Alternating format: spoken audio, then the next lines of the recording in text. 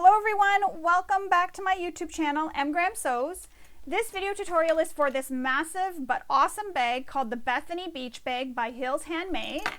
As I mentioned, this bag is huge, but before we begin discussing some of the features of the bag, there's just something I wanted to mention, and that is that this tutorial is filmed like a sew-along, meaning there's no parts that are sped up, nothing's cut out. You see me sew this in real time. There are times where I will go off camera and sew things. So for example, we have two handles. So I'll show you how to sew the first one. Then I go off camera and I sew the second one.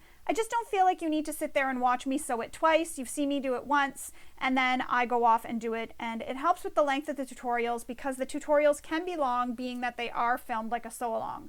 So if there's any part that you don't want to watch because you know how to do that or it's just taking too long, please feel free to fast forward or speed up the video on YouTube. It does have speed control, and just watch where you feel that you need it. So now that I've discussed that, let's discuss some of the features of the bag. As I mentioned, it is a huge bag, great for a beach bag. You'll fit lots of items in here. When you look at the bottom of the bag, it has this piping. I really like how it looks. It really adds some definition to the bag, shows you where the bottom of the bag is, and it may even act as a guard between the bottom of your bag and the base, because it kind of acts like feet almost. I mean, I know once you get items it's going to sag, but it's nice. I really like it. I really like how it draws your attention to the bag, and like I did, I used a darker color to match, so it really draws your attention. Then you have handles, which are great for carrying it in your hand. And you also have a shoulder strap as well, connected to the side. So that's great for if you want to carry this crossbody. Maybe you're just carrying some towels and you want to carry this crossbody, or you want to put it on your shoulder. Now it does have this handle cushion, and it is in the pattern attached to the handles. That is something that I do show you how to do in the pattern, but I didn't attach mine. And the reason for that is when I carry bags crossbody, or when I carry them on my shoulder, I like to have the padding on the shoulder strap. So having it not attached, I can put this on my shoulder and I have the padding on my shoulder instead of on the handles. And if I want to put it on the handles, I can. So usually my husband would be the one carrying the bag because I'm in a mobility scooter or a wheelchair. But if I do have it on my shoulder, say I get up to walk to the spot we're at on the beach, I'll put it on my shoulder if this bag isn't too heavy, and then I'll have this padding and it won't cut into my shoulder. Or when I'm sitting in my wheelchair and I'm holding it, I can have this on my shoulder and this won't bother me. The strap won't cut into me. So I like having this not attached permanently so that I can have the choice where I put it. And I do discuss that in the video. So I leave it attached to at least one handle at a time so that I don't lose it. So again, crossbody strap and handles. Now the handles, they do fit under my arm, but depending on who's carrying it, it may not fit comfortably under your arm. And also once it's filled, it may not fit too comfortably under your arm. So that's the great thing about the crossbody strap. You can adjust it and make it smaller so that it can be a shoulder bag.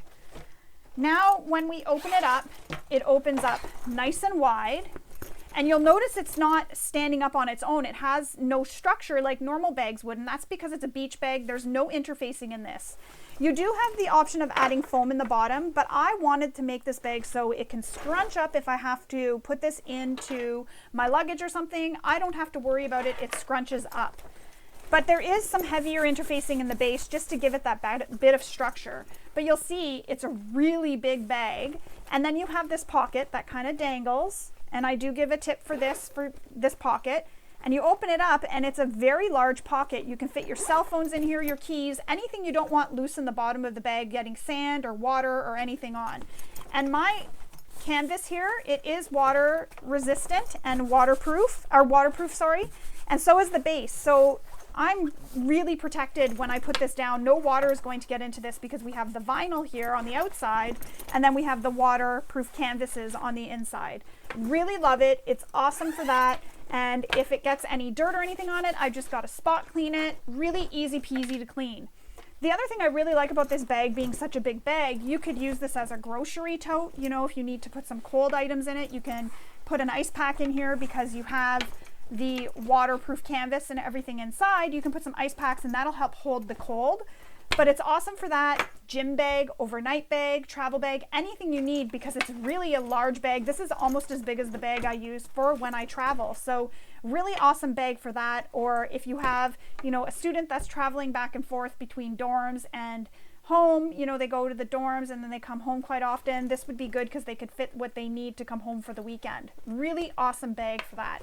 So again, this is the Bethany Beach Bag. I'm going to walk you through all the steps of making this bag, so let's get started. So the very first thing you're going to want to do is read through the entire pattern. This is very important because oftentimes designers give different information regarding different interfacings you can use. They give information regarding materials you're going to use. So you definitely want to read through and make note of that, because sometimes, depending on the materials you're using, you may need to cut your interfacing differently. Maybe you need to omit interfacing. And maybe depending on the materials you're using, there may be pattern pieces that need to be cut differently. So it's important to make note of that before you begin. Once you've read through the entire pattern, you're ready to go ahead and cut out your pattern pieces. I've already cut out all my pattern pieces. I've got them ready to go. And I've also made some markings that need to be made. So for example, on my pattern pieces, I marked where the centers are. So you can see here on this one, I've marked where the centers are. And on this pattern piece, I've marked where a pocket's going to go, and I've also made marks for where my handles are going to go. Now, I do that because in the videos, when I film my tutorials, I don't show any measurements, no rulers, no pattern pieces, no nothing like that. And that's not just only for the protection of the designer, but it's also because I often film during testing, and sometimes things can change during testing. So a measurement for, say, placement of a hardware, or measurements for where the handles are going to go, those things can change. And if they change, then that affects my tutorial. So by me not mentioning any of the measurements or anything, that doesn't affect my tutorial. You're just sewing along with me and learning how to put the bag together. So I did want to make note of that, just in case you're wondering. You will need to have your pattern open next to you or on your computer, wherever you're most comfortable having it, so that you can follow along, so you can know what the measurements are and you can know what the seam allowances are. So I've also gone ahead and did the prep work, which was cut my base. So there's a pattern piece here that you need to use for your base, which will give your base the shape. You will cut your pattern piece out as per the measurement in the pattern, and then you'll lay that pattern piece down on top and you'll cut the shape of the base out. I've also gone ahead and cut out all my straps and my handles and everything, and I've put them in here. And I've also got all my hardware together, my zipper cut and everything, and it's all in here. And I put them in the two bags because it wouldn't fit, but I like putting it in a bag so that I don't lose anything, because there's been times where I've dropped something or my cat takes off with something. So I like to put them in the bag. And I am going to show you a little extra added bonus in this tutorial with the handles. It's not part of the pattern, but I am going to show you something a little extra that I've done a few times, and sometimes I do depending on the bag I'm making. So I wanted to show you that in this tutorial, so that you have a little extra tip to use for the next bags that you're going to make. So once you have everything all cut out and you're ready to go, and I wanted to mention, the one thing I really like about this pattern is there really isn't any interfacing, and while the pattern piece is huge, there's no interfacing except for on your base, and then for your handle, there's the cushion for your handle. There is optional foam for the base. I chose not to use it. I just really want this, because it is a beach bag, to be nice and squishy, where I can put it in my luggage and squish it up, and then I can take it out. And you can even use it as a shopping bag too. So I really liked having that option. So I'm not adding the foam in the base because I do want it to be a little bit squishy. So now that we have all that discussed, let's move everything out of the way and get started on making our bag. So I'm going to move that out of the way. The first thing we need is our base. And as I was mentioning, if you haven't already, you need to cut out the base shape here at the bottom. So you'll see that it's got that shape. You'll take the pattern piece, you'll line it up on the bottom, and then you'll trace around it and cut it off.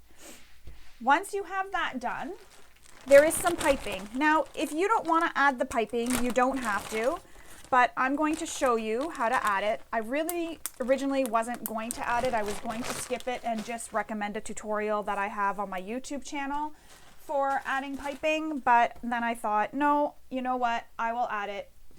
It just makes it that much easier.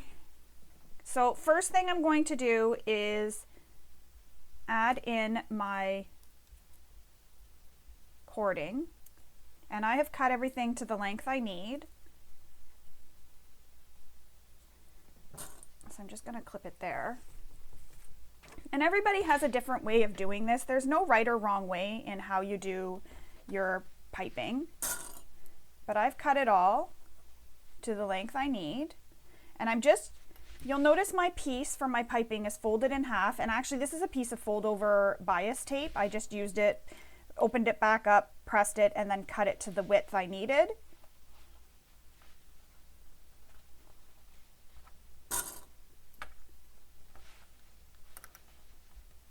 So I'm just pinning it as I'm putting the piping in. I'm pinning it all the way along. So I've got it pinned in place. And what I'm doing is I'm lining up the raw edge of my piping with the raw edge of my base. Now you can buy pre-made piping, or you can do like I'm doing and make your piping. And this cording was bought years ago. My husband got it for me on Amazon, and it's a big roll of cording. So I don't know when I'm ever going to run out because I've had it for years now. And you can add piping to any bag, anywhere in seams, if you like the look of it. Adds a little extra design to it.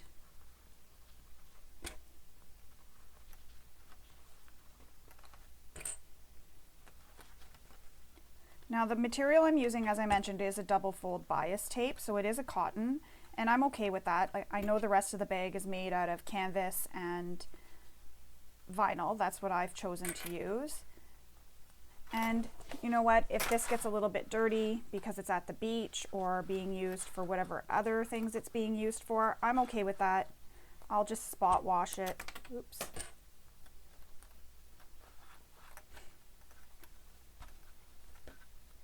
And it's a darker color too, that's why I went with a darker color, so it won't show the dirt quite as much.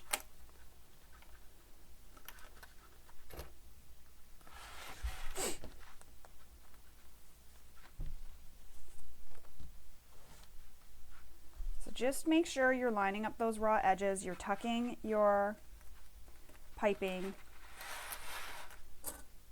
in to the center crease.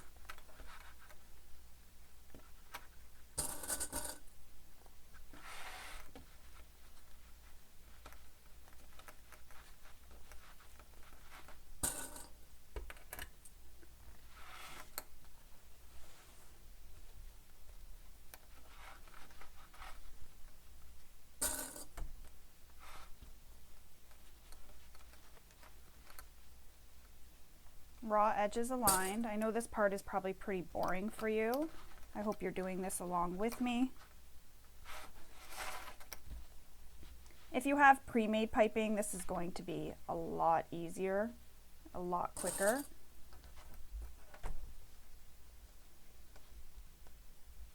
And if you have your method that you like to use for piping, go ahead and use it.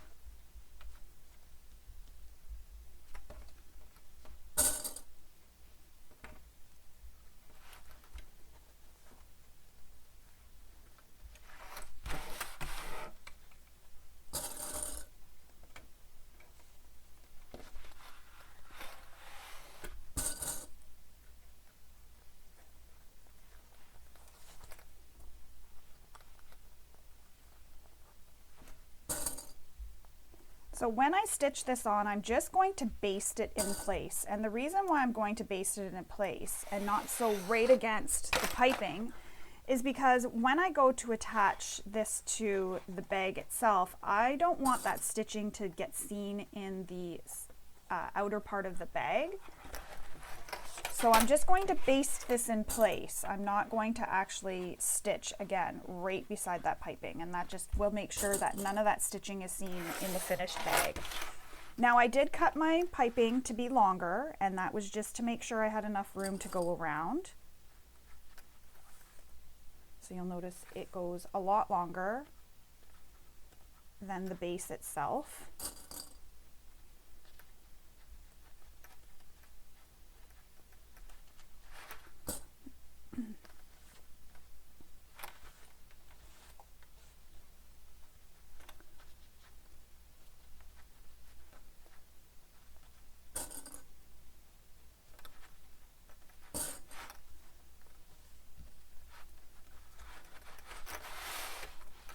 If you've never done piping before, don't let this scare you. It's actually a lot easier than it looks. You will want to use a zipper foot when we go to assemble the base of the bag, because that'll help you get nice and close to this piping so you can keep your seam allowance at the end. So now we're at the end where I've got the two ends here. Now what we need to do is we need to cross them over each other. So you need to have one hanging off like that.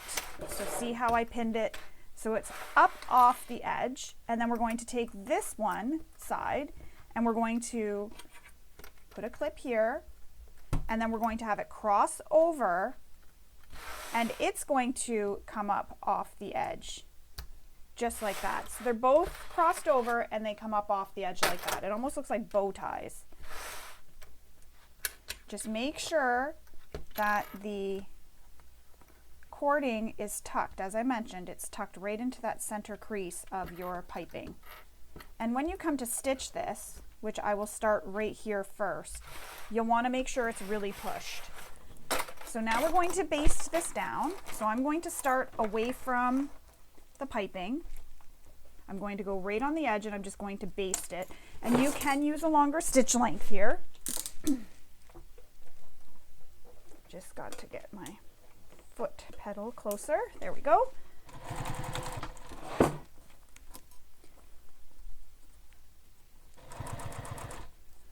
So now I'm coming up to where they cross over, so I'm just going to make sure everything crosses over. I'm holding it with my hand, just like that. And now I can continue stitching all the way.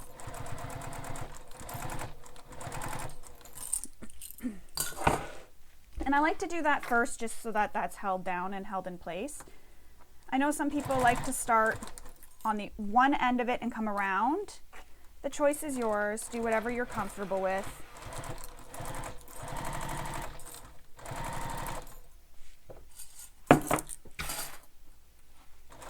And again, I'm just basting this in place so my stitches don't have to be super pretty.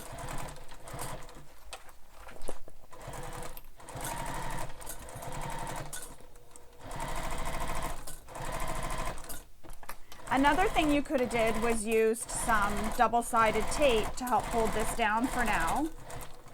And then you wouldn't have needed to stitch it. You could have just had the double-sided tape holding it in place. But then you would have had to make sure that you use double-sided tape inside the piping too, so that that didn't pop open on you. So now when I go to sew my base to my bag, I'm going to use a zipper foot when we get to that step. And that way there I can get super close to my piping with no issues at all. And I'm cutting all my threads. Now this here we need to trim off so that it is even with the edge of our base. So I'm going to flip it over. And because we've stitched it down, you don't have to worry about losing anything. Just like that. And the cording I've used, I'll show you it again. It's really super thin, so domestic machine friendly as you're seeing. And you'll be able to sew through that because if you untwist it, you'll see it's not tough. It's not hard to sew through. It's cotton, so it's really soft and easy to sew through.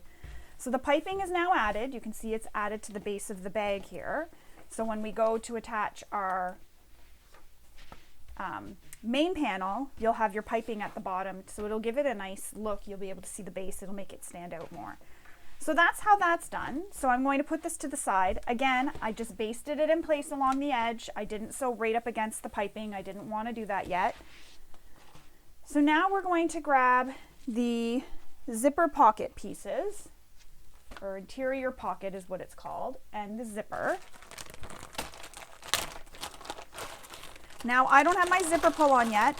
I'm going to add it after we get this sewn together, just because I don't like how sometimes you have to fight with the zipper pull in the middle. I'm trying to take this plastic protector off. And I thought, it's a beach bag. Why not use this cute little pull here that I have? I'll show you. Looks like ice cream.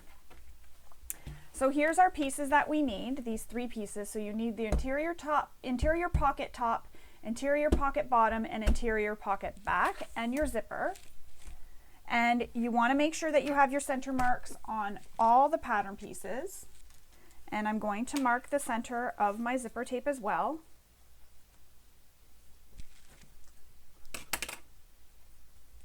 Now I can't use my iron on this at all because I'm using vinyl. So I will be pressing everything with my hands. So now what we need to do is take the top of the bottom piece. So this is where you need to pay attention if you're using something that's directional. You want it to be in the correct position, the correct direction. So you want this to be the top of your image and this to be the bottom. So you're going to place the top of the bottom piece right sides up, and the bottom of the zipper tape is going to be along that top edge of the top of the bottom piece, and you're going to have the zipper tape right sides down. So they're going to be right sides together. You're looking at the wrong side of the zipper tape and the right side of your bottom. Clip it in place.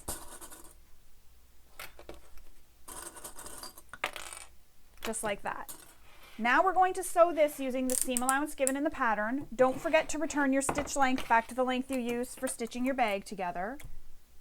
I went with a longer stitch length when I basted that piping.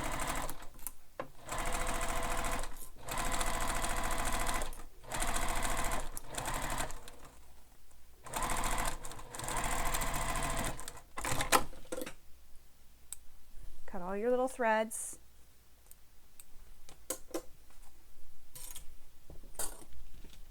Now take this and you want to press it so that the zipper goes up and the fabric goes down. So you can actually turn it wrong side, pull your zipper up, and when you pull your zipper up, it causes it to press down. So you want that seam pressed down towards the bottom of the pocket. So flip your zipper up and press it down. And again, I can't take this to an iron, so I'm just going to finger press it.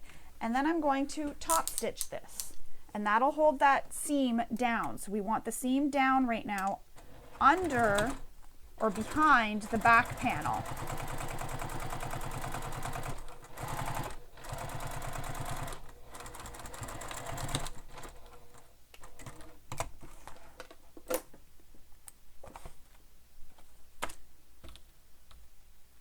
So just like that. So I've stitched it down behind the bottom panel, so behind that panel. Now we need to repeat this for the top. So take your top piece, and again, if it's directional, make sure you have it directional. So what I like to do if I'm using directional fabrics is I place it so that it's how it's going to look when it's completed. And then I take my top piece and I flip it down so it's on top of my zipper, and then I pin it in place. And that's just a little tip, something that I do just to make sure that everything stays in the correct position.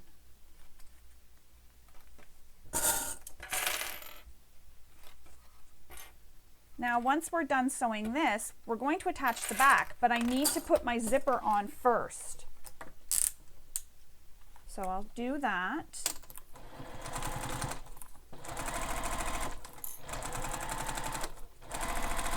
And remember, you're sewing this with the seam allowance given in the pattern.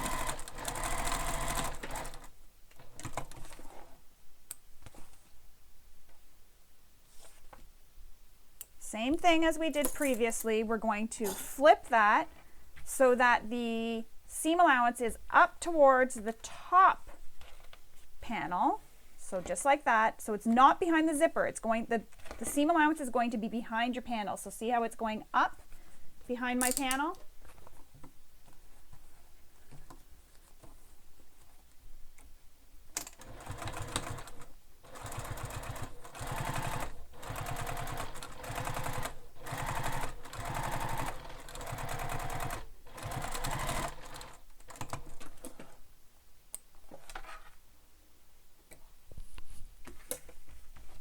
And there you go. That's how it looks when it's all stitched. Now, just going to grab my zipper helper, because now I'm going to attach my zipper. I just find it's easier without the zipper. You don't have to maneuver it out of the way.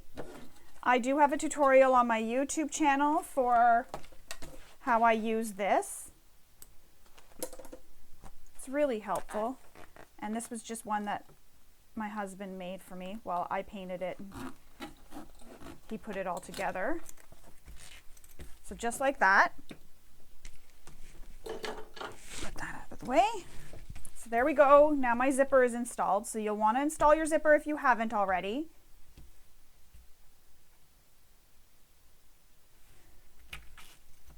Now, it is recommended to pull apart the zipper tape on the right side.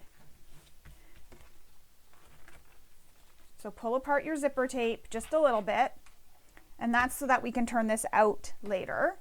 Now you're going to place the back pocket piece on top of the completed constructed panel, and you're going to trim any that isn't the same length. So I'm going to go and clip it at the top and then clip it down the sides because I want to trim from the bottom, not the top. So clip it around.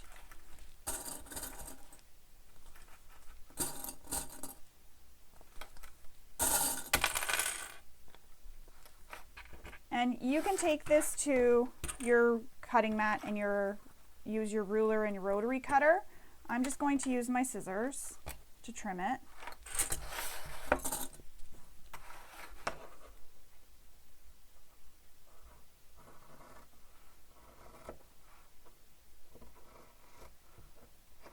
Oops.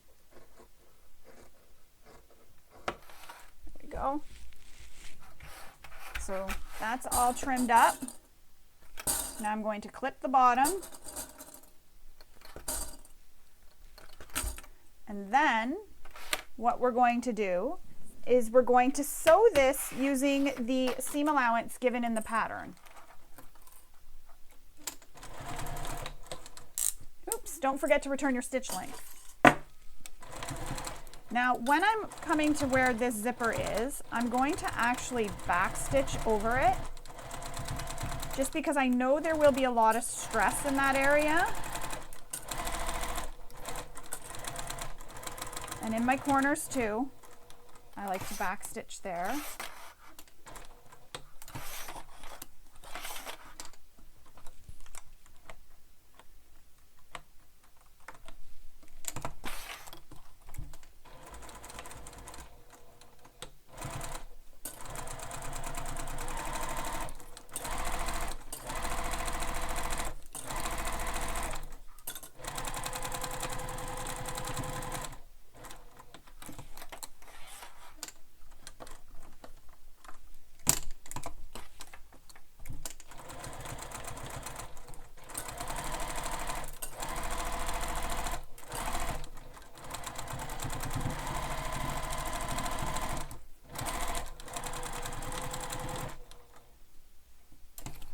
And you'll notice I keep checking to make sure I'm using the accurate seam allowance when I get to the corner.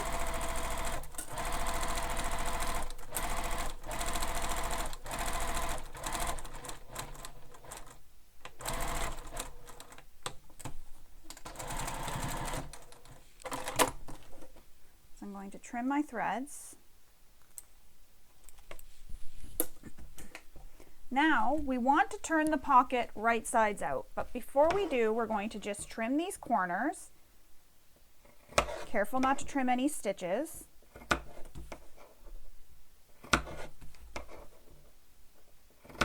So just trim them like that.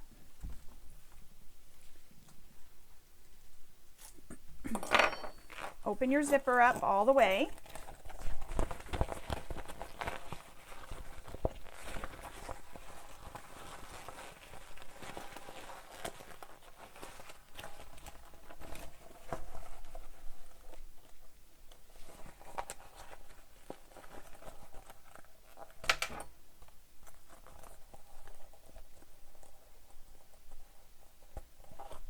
Poke out your corners gently.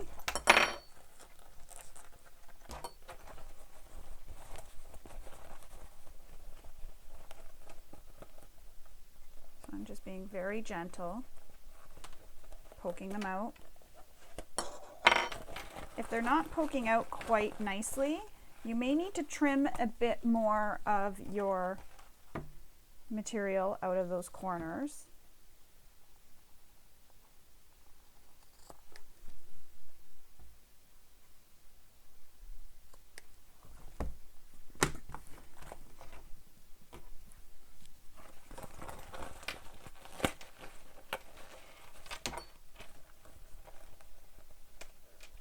Poke out the corners. There we go. That's a little bit better.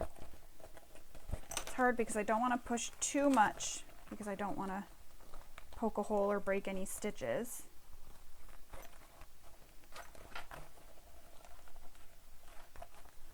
But that's also why I backstitch in those corners.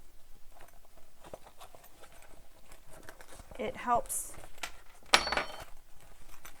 with the security and strength when I'm poking corners out.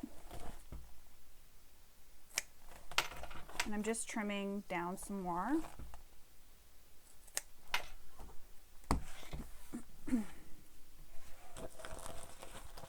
Why the first corner went so well, I don't know.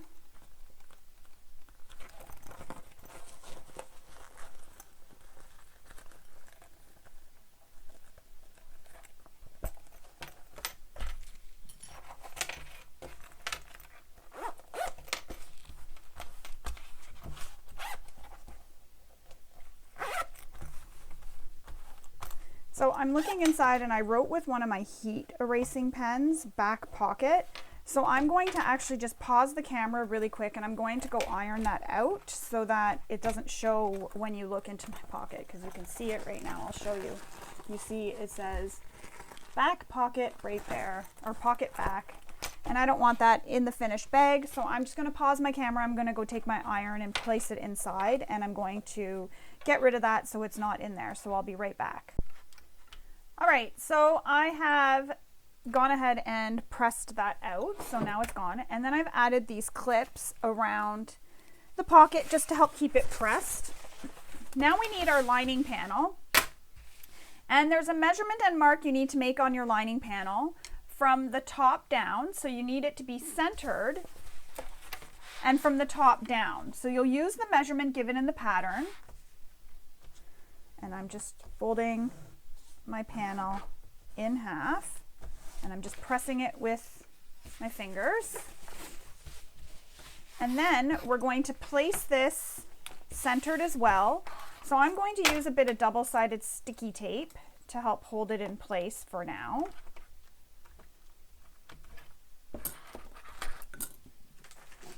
So I'm going to place a piece of it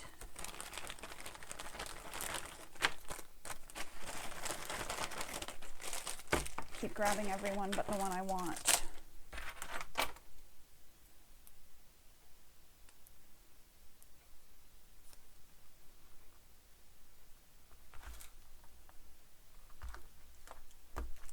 Just going to be within my seam allowance.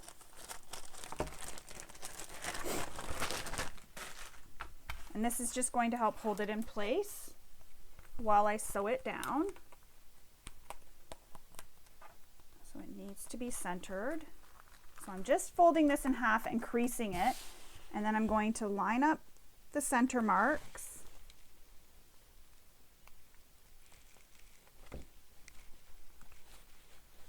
And the top of the pocket is lined up with that mark you made from the top down on your panel. I'm just going to remove these clips. There we go. Now what we need to do is you need to sew a box only on the top, and the measurement is given in the pattern for how big this box is going to be. So you're going to sew a box, flip this way, just here on the top of the pocket. This hangs free, so we don't need to do anything with that. That is loose.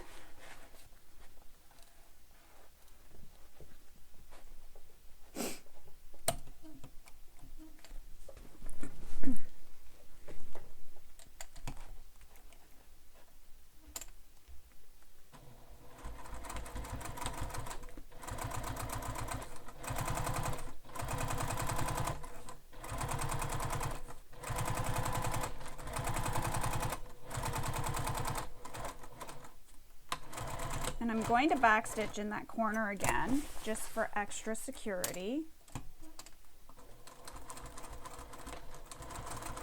And I'm going to backstitch along here.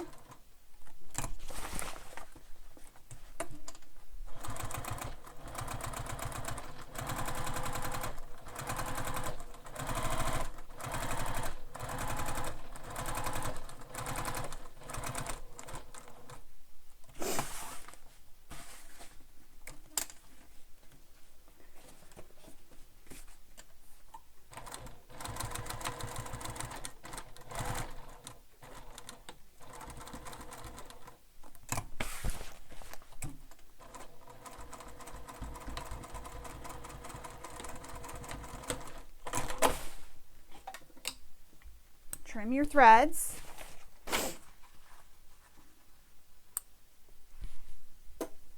I'm not super concerned about the back threads because those will be hidden within. But now I'm going to remove these clips. Now you have your pocket, which hangs loosely inside your bag. I'm just going to remove my chalk prints.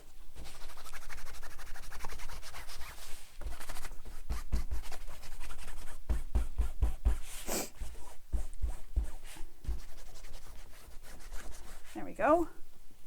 So the chalk print is gone. And see how it hangs loose? The bottom of the pocket hangs loosely, and you can put your phone in there or some keys. I have a big phone, and it fits perfectly inside, almost the whole length of the pocket actually. That's where my phone is. That's funny. But it's great to have this pocket. You can make this out of a waterproof canvas so that no water will get inside. But it will help protect it and keep it from getting wet. This will be water resistant because it is the vinyl, but it'll be nice. And then anything that you don't want sand getting on, or even like to put your sunscreens and stuff in, you have a place to put them to keep them separated so that if they get hit, they won't spray all over your belongings that are inside your bag. So again, that's how it looks. It just hangs loose. You can even add rivets if you wanted on here. You could jazz it up a little bit, but it's nice. If you wanted, you could change this up and you could sew down the sides of the pocket across the bottom and up the other side and make it a slip pocket and zipper pocket combo. So you have the two pockets if you want. But this is how the pattern is written. It's neat. I like that. I've never seen that where the pocket is sewn like this and it's just left loose. I've seen them at the top sewn, but not like that. So that's completed. Now we can put this off to the side for now. We're going to move on to the handles. So grab out your handles. All this stuff here. I don't know what's what anymore. And as I mentioned, I do have that little trick I wanted to, or not trick, tip, sorry, that I wanted to show you with the handles.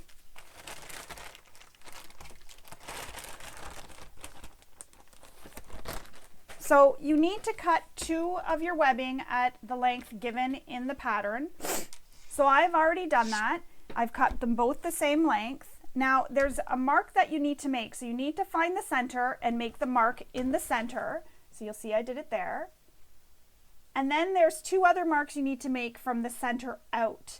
So you'll want to go ahead and do that. Draw the lines from the center out. Then what we're going to do is we're going to fold this, so the handle, at those marks. So there's the first mark. And my second mark.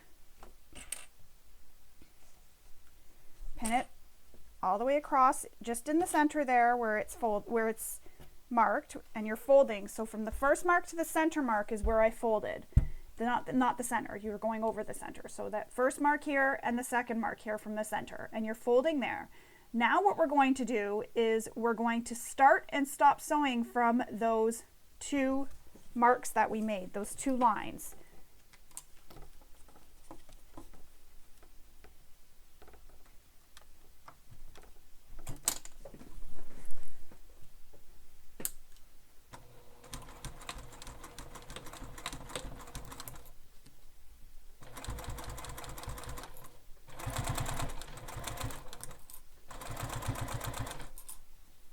So start and stop sewing right from those 2 lines. clip all your stitches, your threads. Careful not to clip your stitches. So there's that one. Then what we're going to do is repeat that for the second one. But before we do that, I wanted to show you what I wanted to do with the ends of these handles, because they are raw, and even though I've sealed them, I don't want the raw edges. So I've cut a little piece, and I will tell you the measurement. I cut this 1 inch wide, and I cut it by the length of my webbing, although my webbing, I cut it wider than the webbing, and I'll trim it down after. But what I do is I then take it, fold it in half. Now I'm only giving the measurement for this because this is just my little extra thing.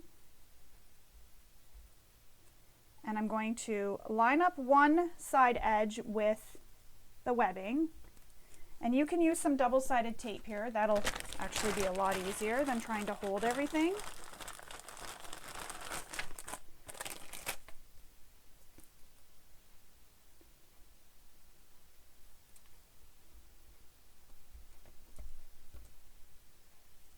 So I'm going to place some double-sided tape.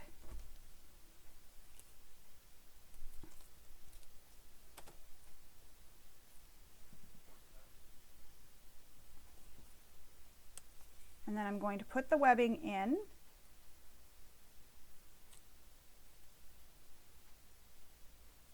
And then I'll fold it over, lining everything up. And then see how that just encloses all the raw edges? There's no raw edge there now. I just like how it looks. There is going to be that little bit of a raw edge on this side, but that's okay. It's on the end, like on the side, so you're not going to see it. So I'm going to repeat that, if I can get this off of me, for the other side.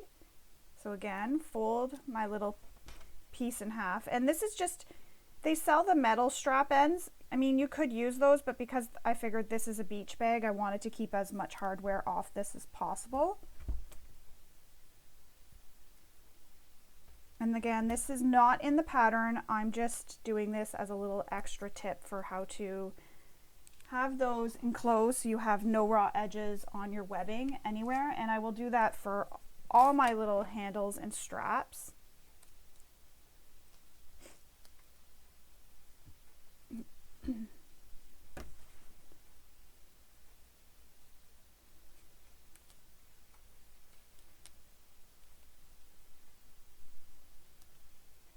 And then what I do is we're going to be sewing this onto the bag. So I just want to make sure that I'm telling you the right thing.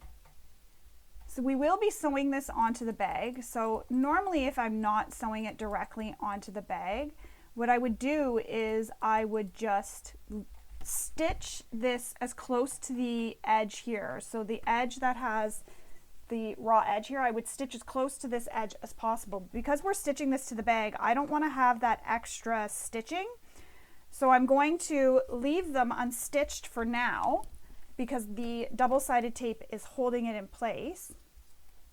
But I will trim them up so they're the same width as my webbing, just like that. And it looks like this. I just like how it looks. It's just a nice finished edge. And you can do this on any bag that has any of your webbing or anything like that where you want to, so say you're doing something with like cork or whatever and you don't want the raw edges on the bottom, you know, it's just nice to have it on the sides like that. You could even do this to your cotton handles if you make any cotton handles. So I'm going to go off camera. I'm going to finish the second handle and then I'll come back and we will make our handle cushion. So I'll be right back. So my handles are now completed and I have the little ends on both of them. So both handles, both ends have my little handle ends that I wanted to add, and they're folded in the center. I'm just gonna kind of wipe away that chalk mark. Forgot to do that. And this is the oven mitt I use for when I'm pressing bags. I was grabbing my end of my shirt so many times and then I thought, why don't I just use this? And I saw threads, okay, just that one. Now we're going to put these to the side for the moment. We're going to grab our 2 handle cushion pieces and our foam, and we're going to place them right sides together. Now we want to put our foam inside, so I'm going to use a bit of double-sided tape to help hold everything together. I'm just going to put strips of double-sided tape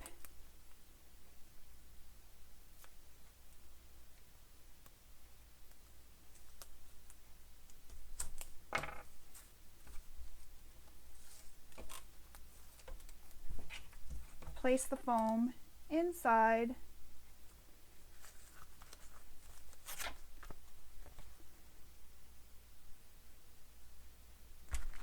So there's one.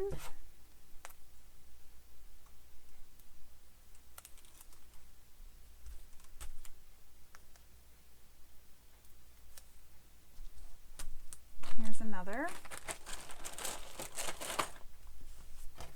And I'm going to do the same thing. I'm going to place this so that it is wrong sides against the foam, so we only see right sides of our handles.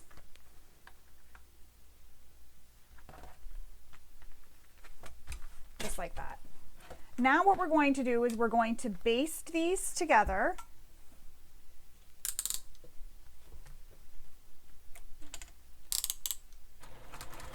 And basting, I'm using a longer stitch length.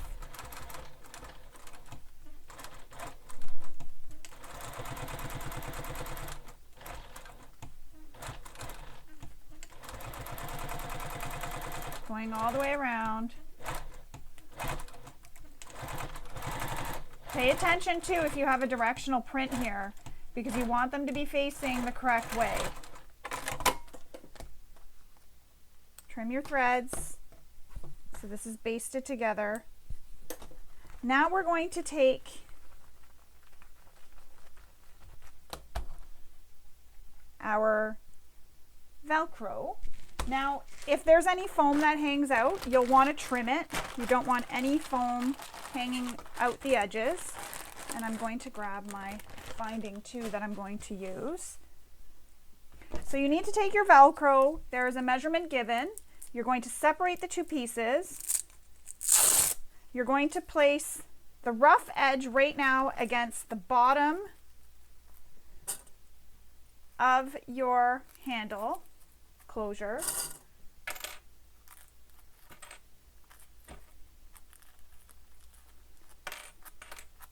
Make sure your side edges line up.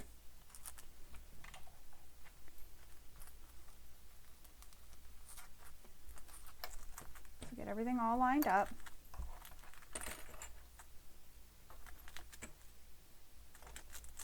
And you're going to baste the Velcro along both long edges. So I'm going to return this back to my regular stitch length for this.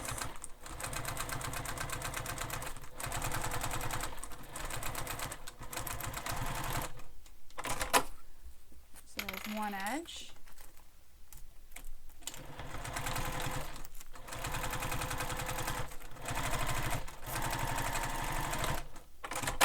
Two. Now I'm just trimming up all the threads.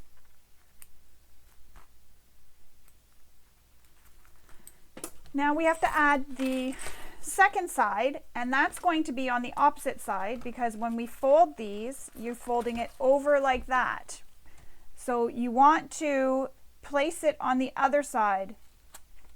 So the back side at the top. So again, opposite side, because when we fold these, remember we fold it so that it goes like this, goes over each other. So take your handle cushion, flip it over, and place the Velcro on the other side. And this is the soft side of the Velcro now that we're attaching.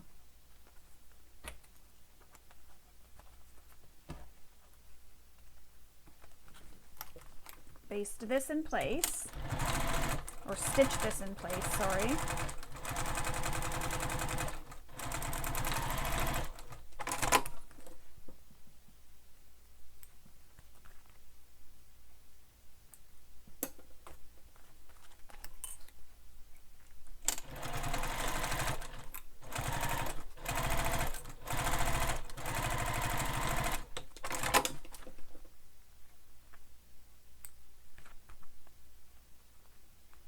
what we need to do is trim this so that the Velcro is even with the handle cushion.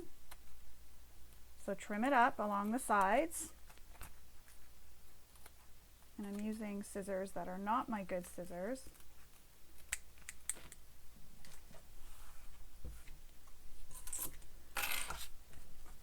So you'll see when you close it, it goes like that, and your handles are going to be in the middle.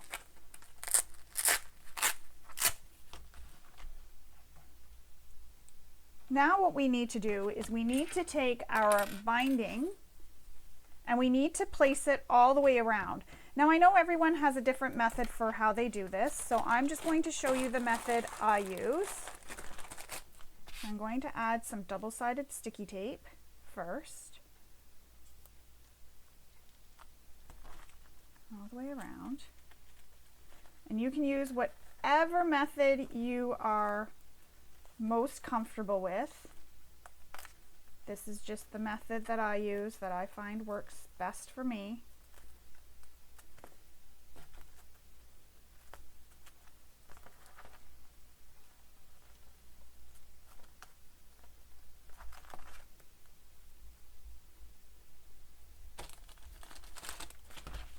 Now make sure that it's all pressed down. Oh, hi Missy. We have visitors. We have a visitor. So then what I'm going to do, hi. All right, so now we need to take this and place it all the way around. So I have that double-sided sticky tape as I was showing you to put on. Now I take the center of the binding and I place it right at the top of this seam here. And I just keep pressing it all the way around, and then I'm going to press it down all the way around. I wish you could hear Missy purring. She's purring so loudly as she was getting into my stuff.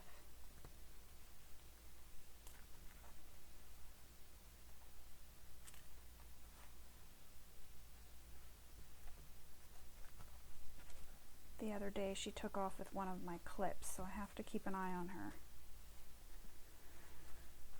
Okay.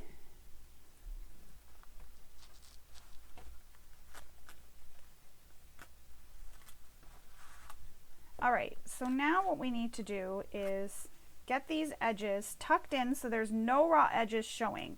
So what I like to do is overlap. So you can see I have it all the way around. It's not pretty yet, but it will be. And I'm going to trim my binding.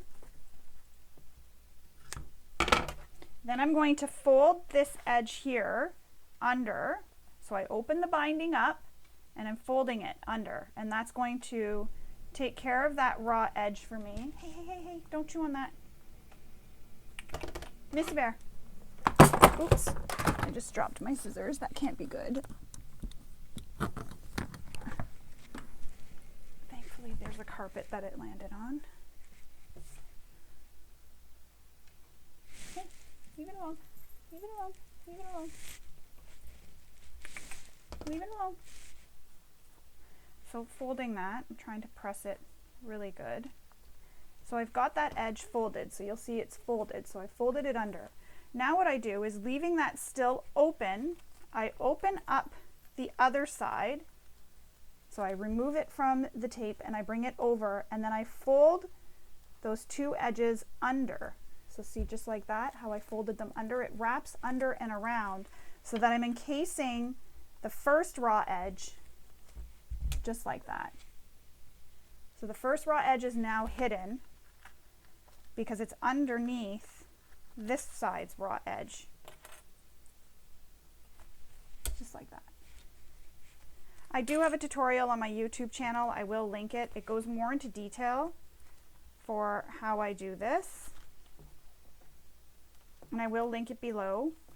But again, if you have a method that you prefer to use, go ahead and use that method. It's whatever you feel comfortable using or whatever you feel comfortable with. And now I'm just clipping it to help hold it all in place. And these corners, there's going to be a bit of, I want to say, pleats in the corners, and I'm okay with that.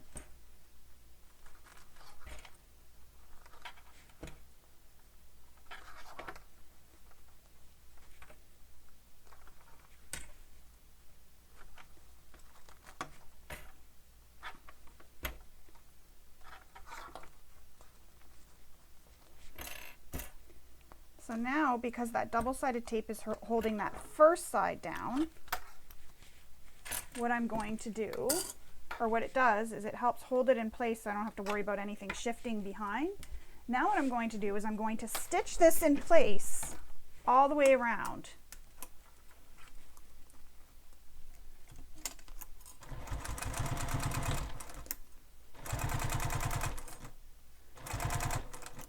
And if you have a stiletto, you can use a stiletto to help hold everything as you sew around. I just dropped my other glasses. I need to find my stiletto. I don't know where it is, so I'll use my awl.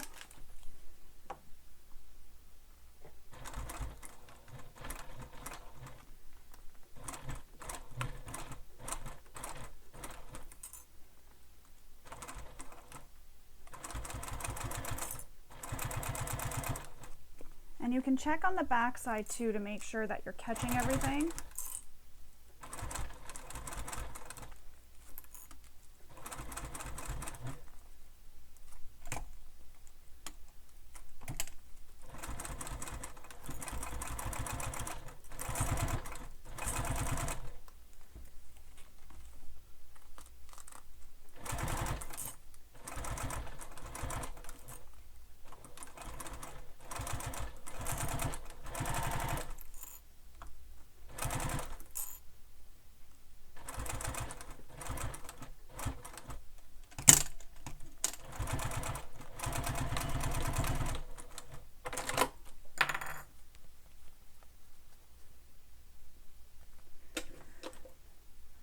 Trim your threads.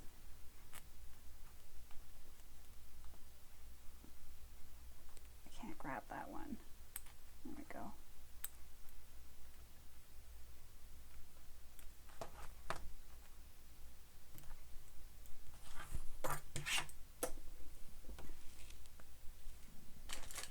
All right, let's see.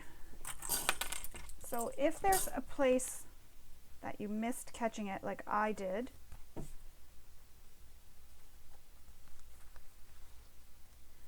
I'm just going to unpick those few stitches because it slipped out from the machine or from underneath, and I'm going to restitch, but I'm going to show you what I'm going to do here so that I don't have any back stitching.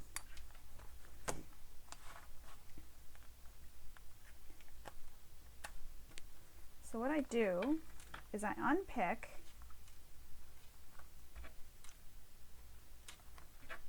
and like I said, it doesn't look as pretty as I would like it to, but once it's all folded up, I didn't have the smaller binding to make it look really nice.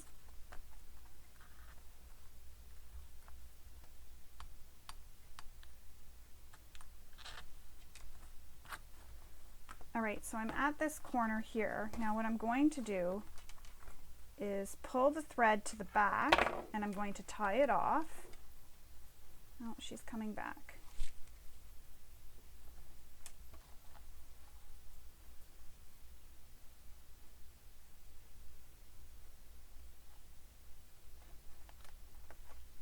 And I'm just tying it off. And then I'm going to keep going here with this one. So I got to come down a bit, down the side a little bit.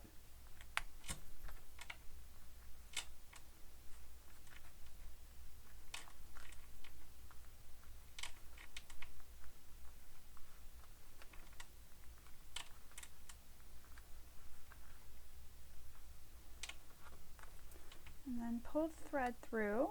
Again, tie it off. I do like when mistakes like this happens because it can show how to fix things. So it's good for learning. Now, you don't have to backstitch. You can do the same thing. Leave long thread tails, pull them through and tie them off. I'm just going to backstitch. I'm okay with a little bit of backstitching showing. But for this, I didn't want this to come untied or unstitched. So now I've got to be careful when I'm coming around that corner.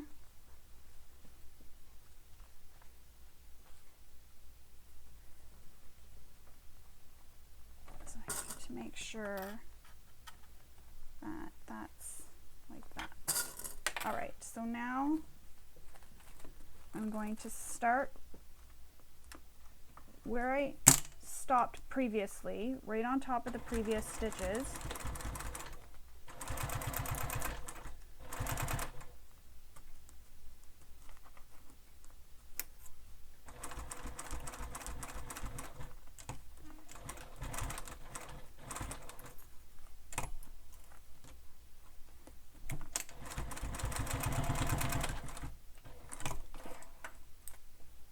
And it worked this time. Yay!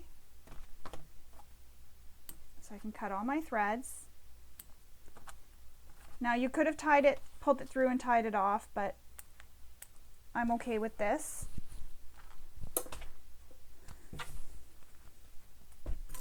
And then once we have it wrapped around our handles, look at how nice that'll look. Oops.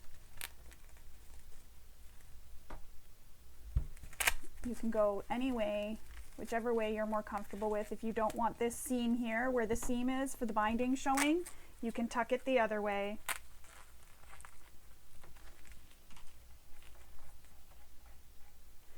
Now, she does have you attach the handles to the panel. So with the rough side of the Velcro facing upwards and the bottom of the handle cushion, you're going to draw a chalk line up from the bottom, and then you'll place one of the sewn edges of the handle at that chalk line, and then you'll sew across. However, because this does have a crossbody strap, I want to leave mine loose. That's just my choice. But what you'll do is, say you've drawn the line up, you'll place this here. You'll sew this in place right on top of your previous stitches, and then another line if desired, and you'll have it attached to the one handle. Now, I want to leave this free because I want to be able to attach this to either my shoulder strap when we're carrying it or my handles, because there is a shoulder strap, and I find that the handles often, they just get carried in your hand. But I like this padding for my shoulder because when you're carrying a bag on your shoulder, it gets really heavy, especially if you're putting, water bottles and such. So I'm actually choosing to leave mine free, and you can too. But again, you're going to have it so that the rough side of your Velcro is facing up. Measure from the bottom up, draw a line across, place the handle at that line, and then you're going to sew the handle. You can go right on top of your previous stitching and then sew a second line of stitches if you want. And I would, just to really help secure and hold this in place.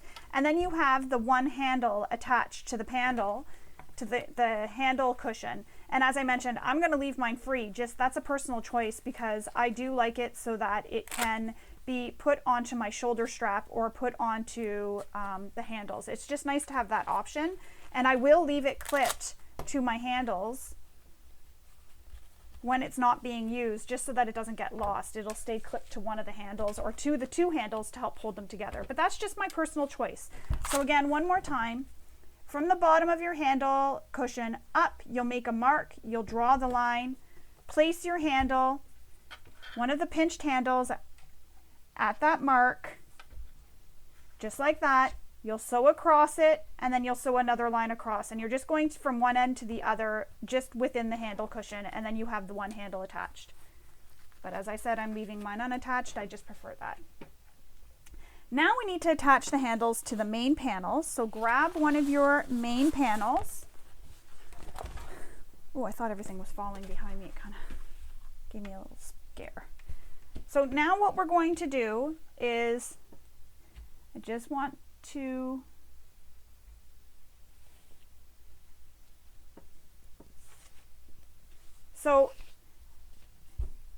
in the instructions she says, as each end of the handle comes out from the cushion, it will unfold. You will place a piece of double-sided tape on the side that unfolds. So this side, so see how there's the fold here?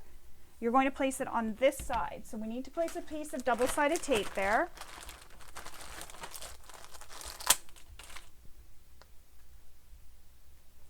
And I'm going to do that on the other end too.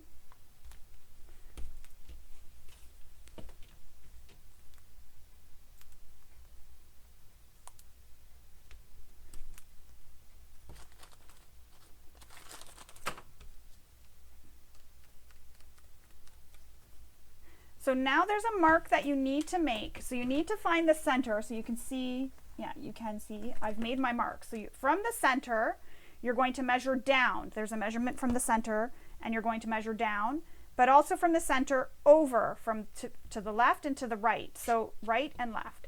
So from the center down, there's a mark you make, and from the center to the left and right over. And that's where we're placing our handles, is at that mark. And I just want to make sure that, yeah. So then you take the double-sided tape, you remove the backing, and you're going to place the handle at the first mark that you made. And making sure your handle's not twisted, you can then attach the second one at the second mark.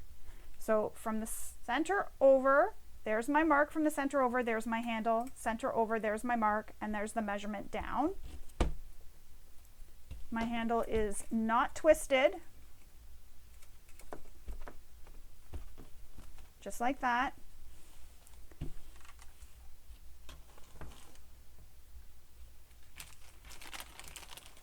And then we're going to sew this to secure. So I'm going to go off camera and I'm going to draw the little box that I need, because there is a measurement for the box that we need on the handles. And then I will come back and we will sew these handles on, and then I'll go off camera and I will attach the remaining side. Right, so I have that line made for how far the box needs to be sewn. So we're going to sew a box on our handle all the way around. And if you want, for extra security, you can even sew a little X inside your box. I just want to make sure my handles stay straight.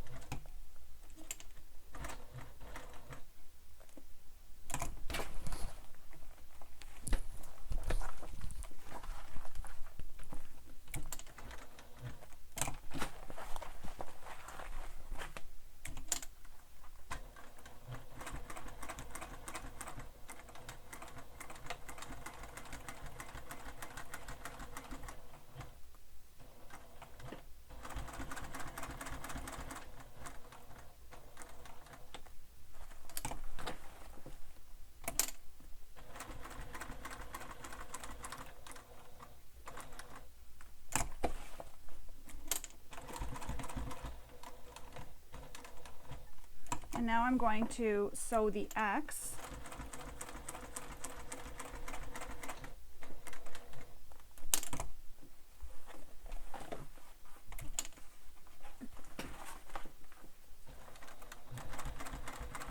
This just adds some extra security.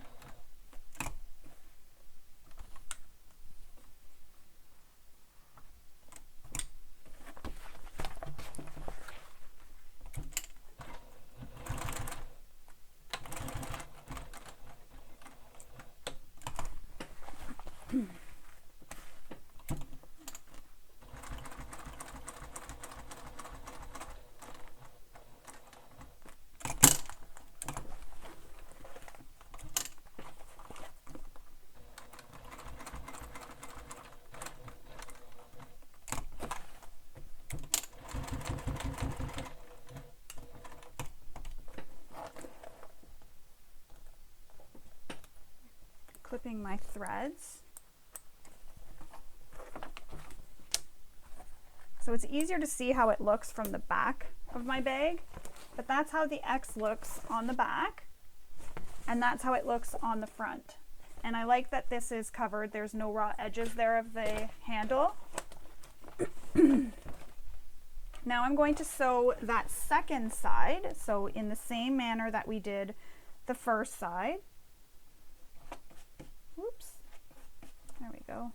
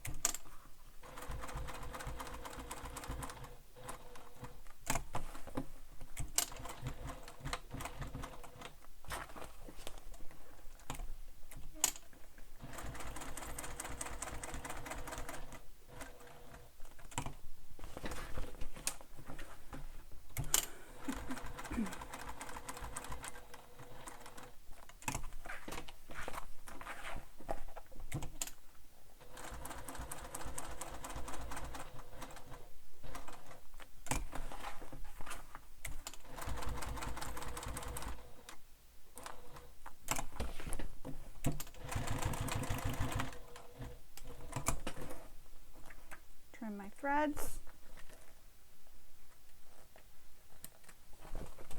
And there we go. Now I have the handle attached to my bag. And again, I don't have my handle cushion attached because I'm choosing to have it so that I can put it on the shoulder strap. I really like that that's in this pattern because you can use that for any pattern where you have a bag that has, you know, so say your luggage, if you're making a travel bag, you can use this handle cushion for your travel bag even. It's just nice to have that when you're carrying it on your shoulder. I know I carry, like my husband will carry this in his hand, so he won't really want this on the handle. But I would if I was carrying it on my shoulder or had it on my shoulder to rest. So I'm going to go off camera. I'm going to sew the handle to the remaining exterior panel in the same way that I just sewed this one, and then I'll come back and we will continue on with constructing our bag. Now both my handles are attached, so we're ready to put these to the side. And as I mentioned, I didn't attach my handle cushion. I will just put it like this for now, just so that it's there. And again, that was just because I want to have it so I can put it either on the handles or on the shoulder strap.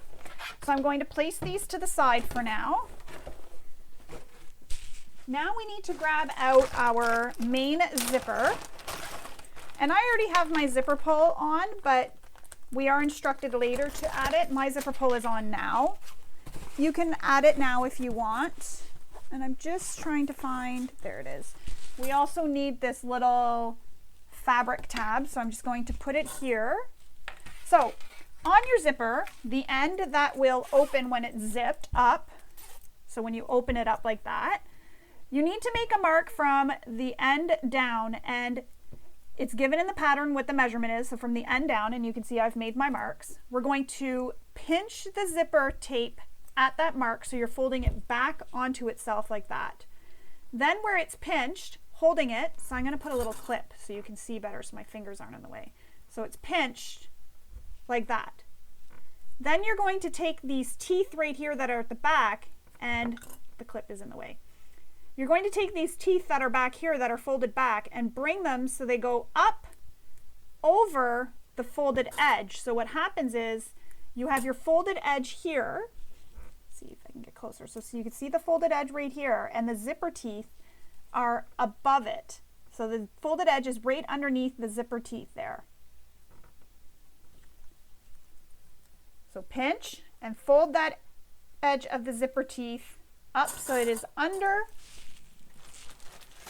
or above the folded edge, sorry, not under, above. And I do have a tutorial on my YouTube channel for how I do this, but again, pinch and take that folded edge and place it under the zipper teeth. So the zipper teeth are above your folded edge and everything is turned at a 90-degree angle. And for some reason I can't get this pin in. I don't know why. And then you pin it in place and it'll look like that. And on the back, that's what it looks like on the back. So now we're just going to stitch this edge. And I'm just going to fix this. We're going to stitch this edge so that it holds the zipper tape in place.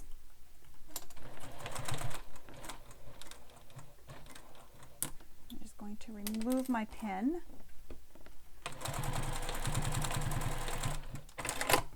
So there's one side done.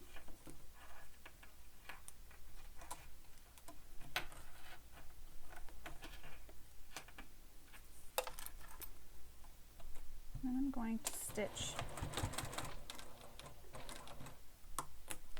the other side.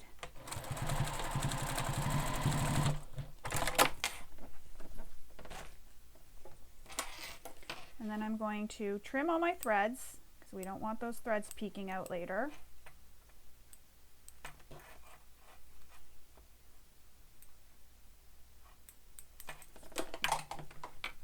Of course, it would fall in the garbage.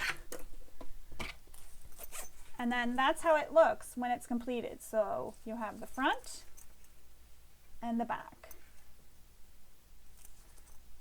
I'm just going to make sure my camera stayed focused. Now, what we need to do is insert your zipper pull if you haven't already. Then you're going to take this fabric tab that we have here, you're going to fold it in half, just like we did with the ends of the handles, the same thing. I'm going to use some double-sided tape again. So fold it in half. Exact same thing as we did with the handles.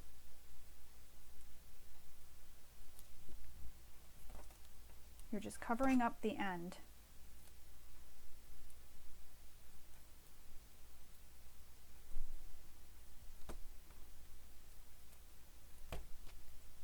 This tape is really super sticky.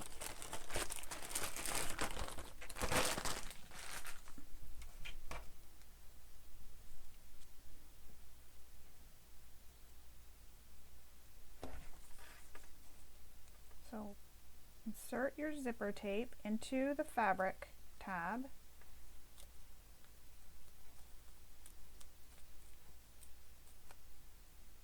Make sure everything's all lined up.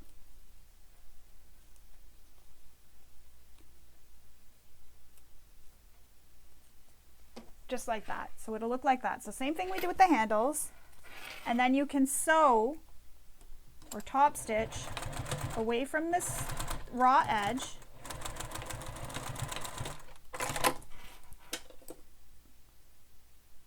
Clip all your little threads.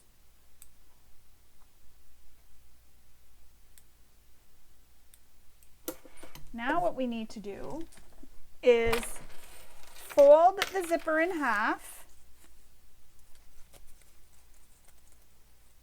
And we need to find the center point. So fold it in half, line up the edges. So you're lining up the edge of the zipper tab with the edge of the tape. Fold the zipper in half. Oops. My hands aren't working anymore.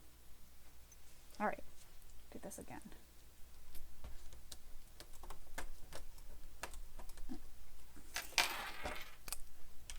And then make the marks.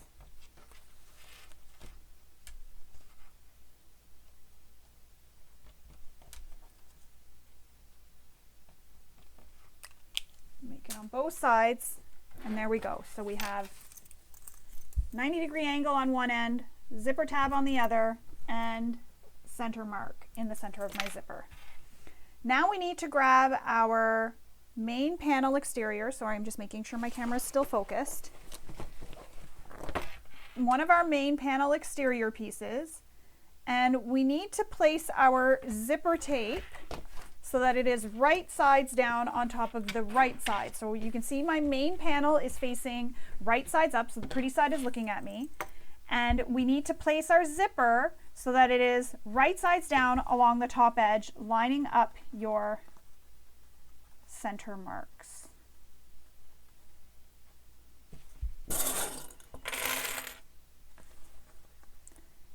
And it's very important to line up those center marks, because you'll notice the zipper tape doesn't go all the way to the edges. So you'll see it doesn't go all the way to the edge here. I know the panel's long, so I want to make sure I get it in the camera view.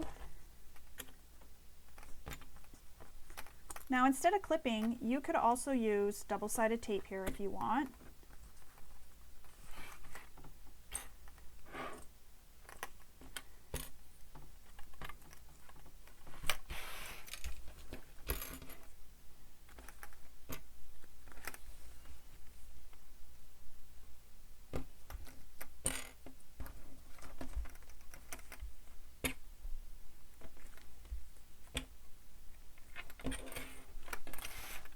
Feel like this isn't pulled enough.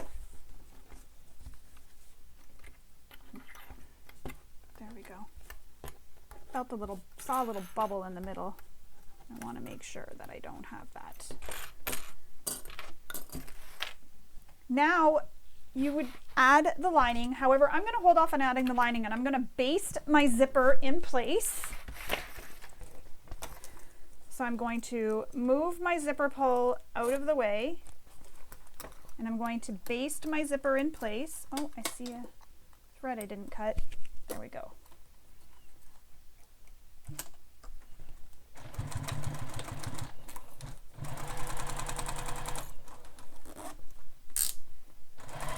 And I've increased my stitch length because you're not going to see this, and it's just holding the zipper in place for me, and that'll just make sure that there's no shifting when I go to add the lining.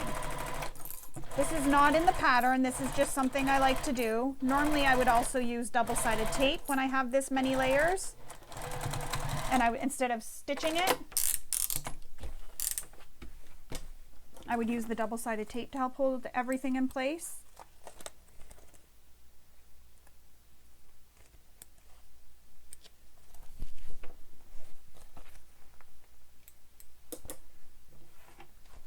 All right, so now that that's basted in place, now we can go ahead and add our lining. And it doesn't matter which lining you add, but line up your center marks.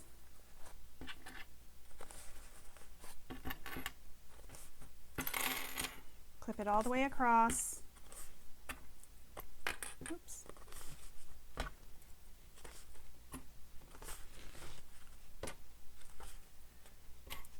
And remember, your zipper tape doesn't go right to the edge. It keeps it out of there because it's not, so that it's not in your seam allowance. We don't want it in the seam allowance. And again, you can use some double-sided tape here. So when I do the other side, I'll show you how I do it with double-sided tape. Normally I'd go off camera and sew the second side, but for this I'll show you how I do it with double-sided tape. So here's the second side. Now I'm going to sew this using the seam allowance given in the pattern, and my stitch length is back at the length I like using when I sew together a bag. So make sure if you've changed your stitch length that it goes back to the stitch length for sewing your bag together.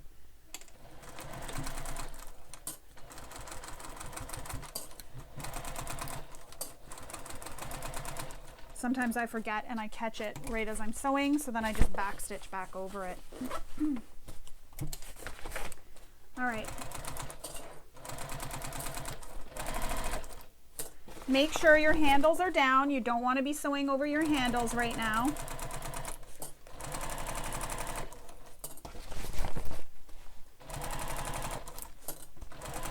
You're just sewing through your zipper sandwich, so it's exterior right side up, zipper right sides down, then your lining, and your lining is against the wrong side of the zipper, and it's lining right sides against the wrong side of the zipper. And that's like a little zipper sandwich, as we call it. Trim your threads.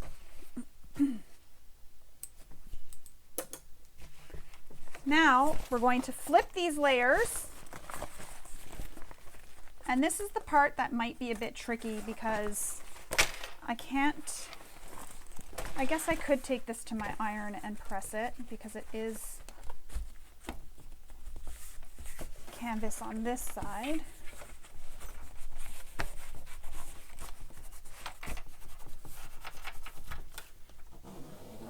So I'm going to finger press it.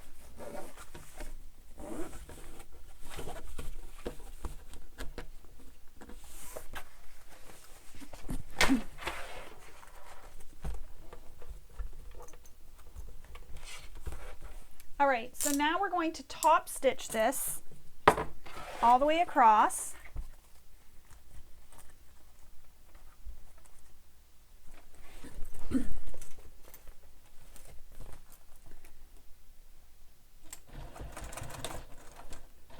And you use your favorite stitch length for top stitching.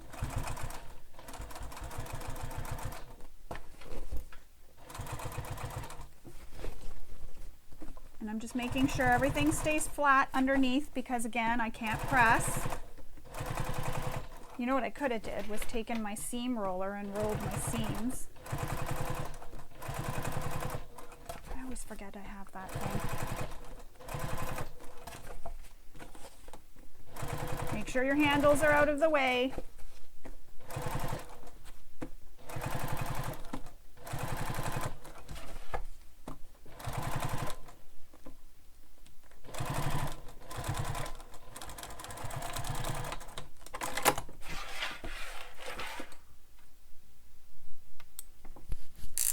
Turning my stitch length before I forget. And there we have it. It's all top stitched. And the other side, so I made sure it was flat, so I got a nice top stitch on the other side. And I know my fabric's not very beachy, but it was all I had that I had enough for canvas for the bag, and I figure it's inside the bag, and it's kind of beachy if you go and watch the stars at night on the beach. Now we need to repeat that for the second side. So what I'm going to do is I'm going to use double-sided tape, as I said I would, to help hold everything together. So I'm going to place double-sided tape on my zipper right along the edge. And this just gives you some options if you don't want to clip and then baste.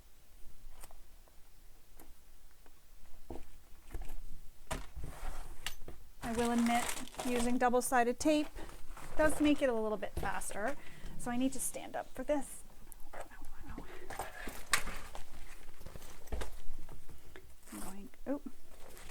I need to make sure it's pressed down first.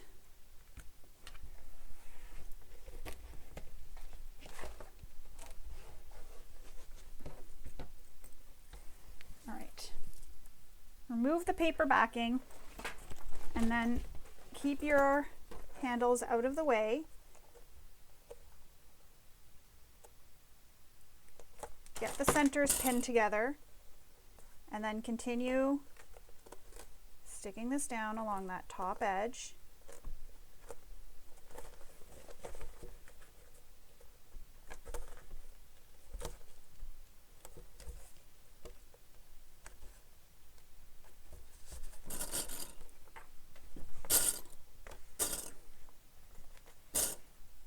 And I still use clips because when I go to add the lining, I won't use double-sided tape there, but I'll have the clips that I can use.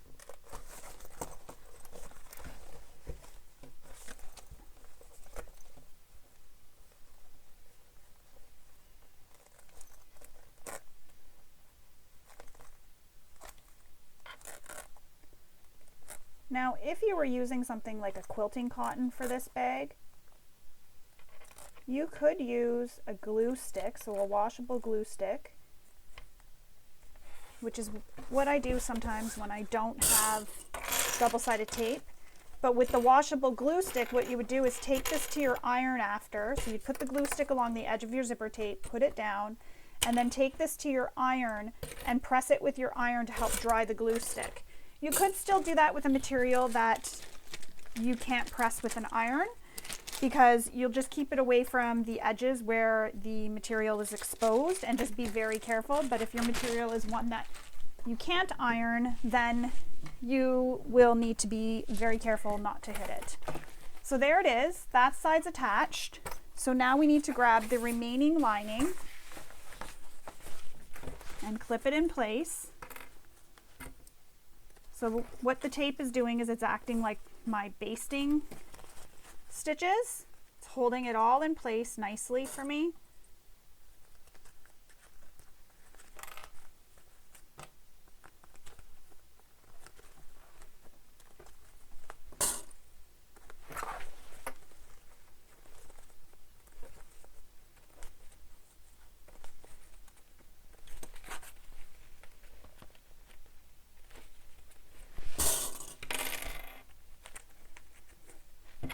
Just like that. And now I'll be able to sew right across.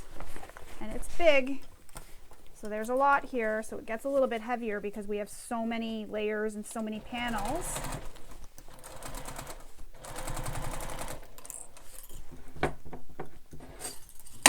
Whoa, hopefully I didn't just crack that.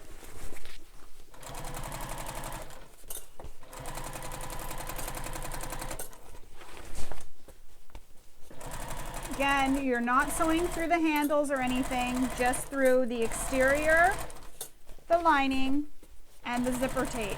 You're sewing that zipper sandwich.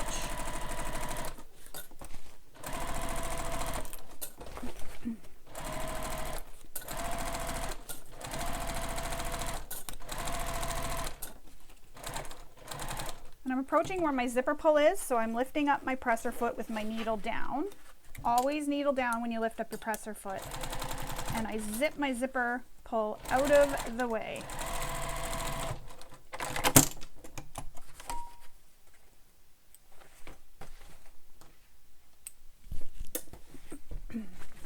Same thing as before.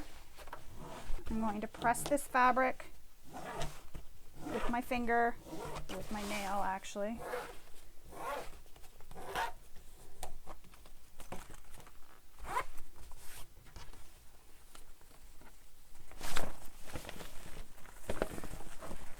And I'm going to roll the first side up so that it's not in the way.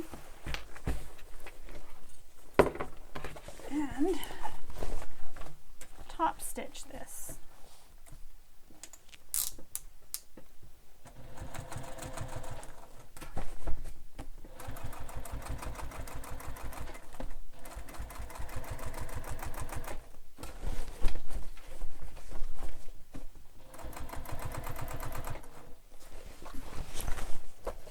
Like I said, it's a big bag, so there's lots to keep track of.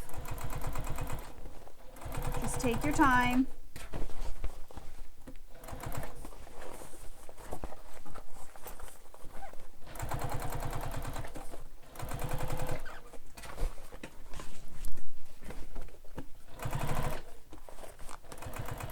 Make sure there's nothing else under there but the layers that we're top stitching, so the exterior, lining, and zipper, and then the seam allowance, which is pressed down underneath all the layers.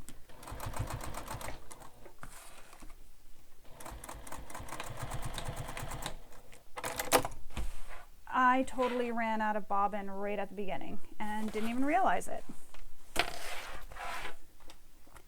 All right, so I'm going to go off camera. I'm going to fix this. I do have a bobbin wound with this thread, thankfully, and I'm going to re-top stitch this whole thing, and then I will come back and we will continue on with our bag.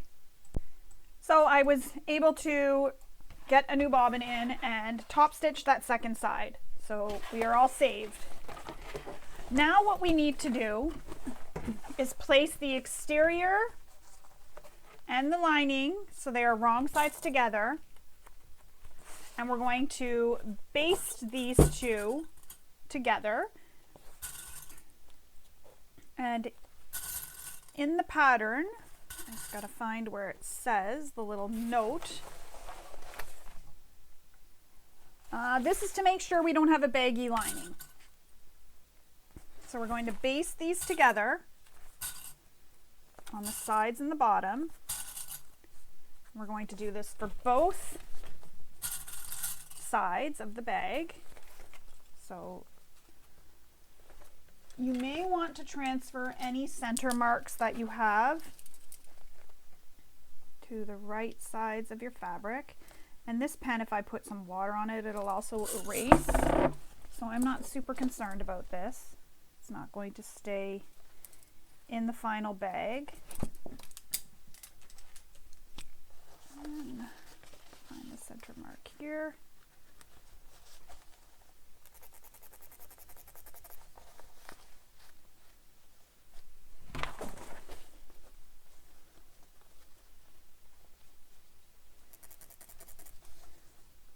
Using chalk to mark this side because the pen won't show. All right, so I'm going to line up my centers as well just to make sure everything stays lined up. Lining up the raw edges.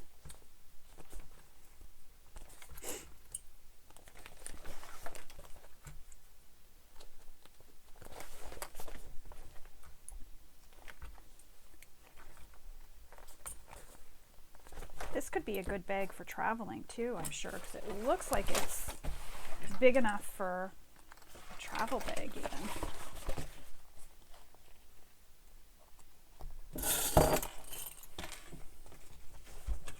Just because we make something for one purpose doesn't mean we can't use it for many other purposes. Or a gym bag even.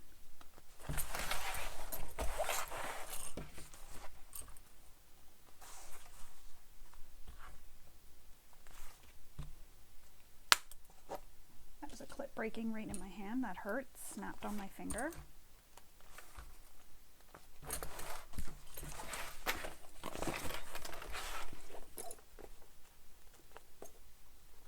So those center points lined up. It takes so long to clip because it's such a massive bag.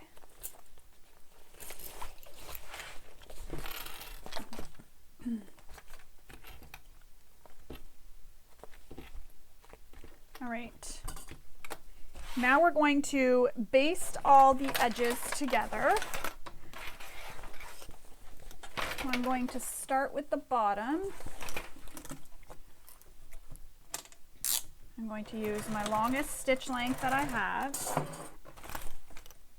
You know what I want to do too to prevent shifting is I want to sew with my vinyl against the bed of my machine. For some reason I just find that it prevents shifting better that way. I don't know why that is, but it is that way.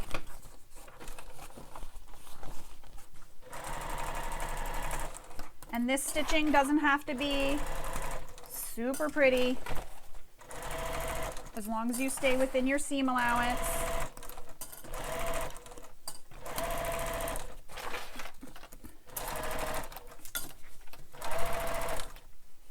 And then because I did this, I'm going to trim this stitching away.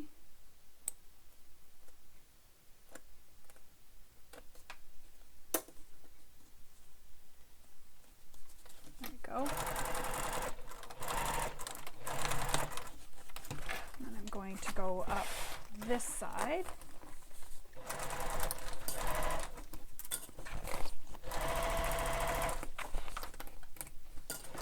And then I'll go back and I'll go up the other side too.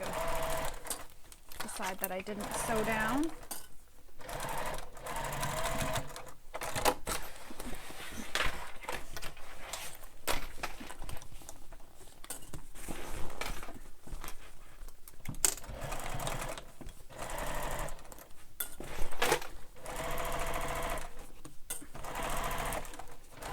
As I was mentioning, it's a big bag, so there's a lot of material here.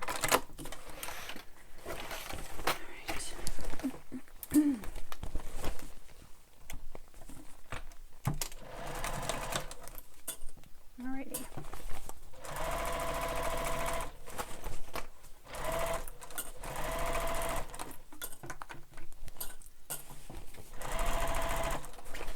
Just make sure everything stays lined up.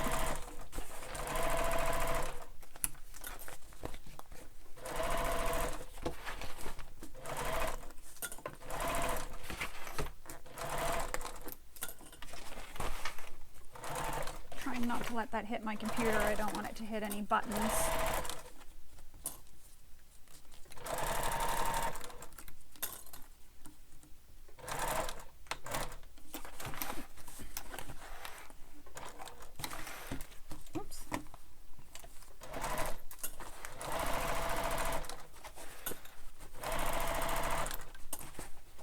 The nice thing about basting stitches too is because they're so long, if you do happen to see them in your finished bag, I've never had it happen, but if it does, you can unpick them. Use your seam ripper and unpick them where they're seen.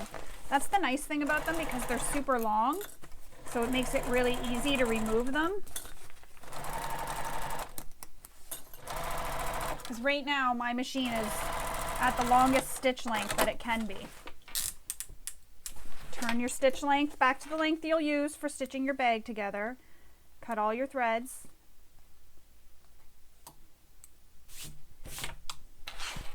Because they will poke out later. You don't want that.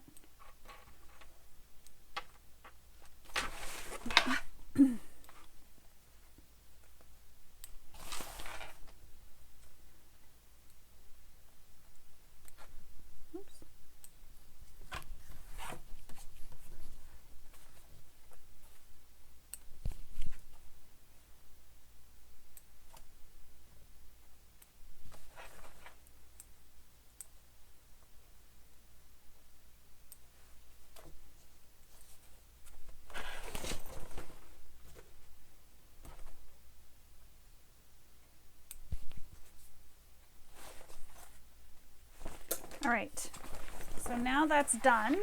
Now what we need to do is place the bag exteriors right sides together. So make sure you line up your top edge.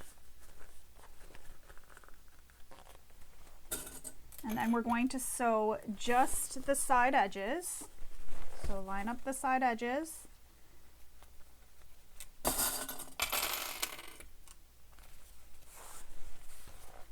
And I actually have a center mark, which I can see on both.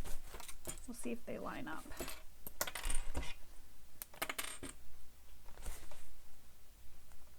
They are.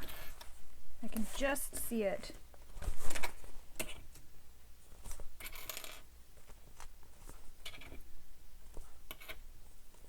So clip your sides together, line up the bottom,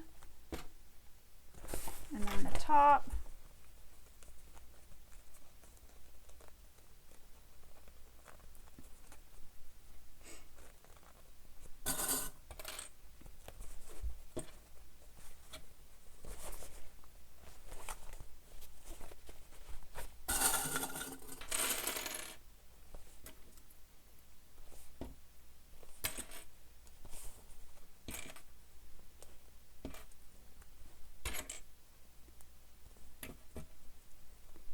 All right, now we're going to sew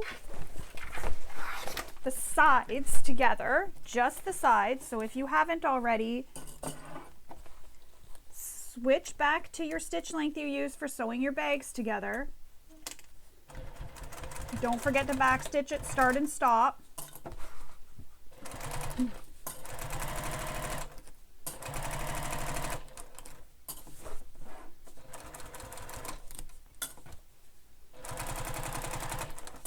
And we're using the seam allowance given in the pattern.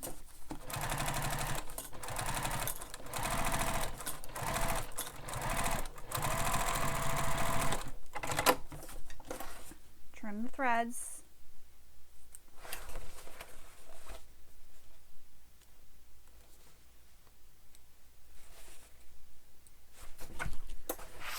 And the other side.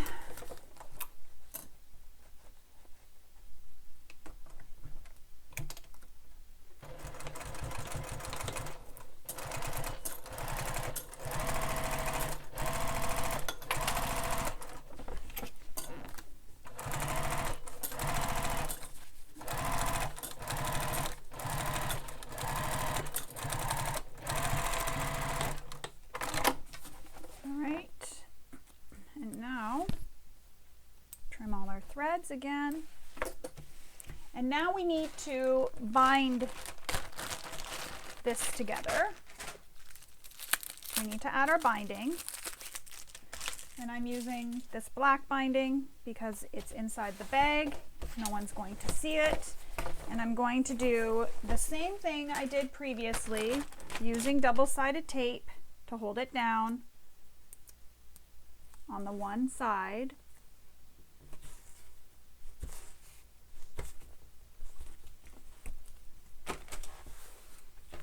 That.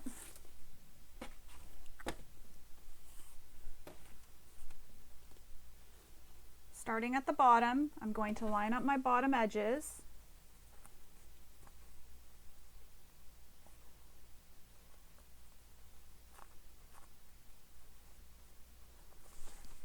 I always find sometimes starting because it wants to stick to the tape before I stick it down.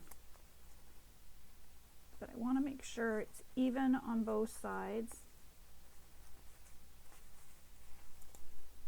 And by even, I mean line up on both sides.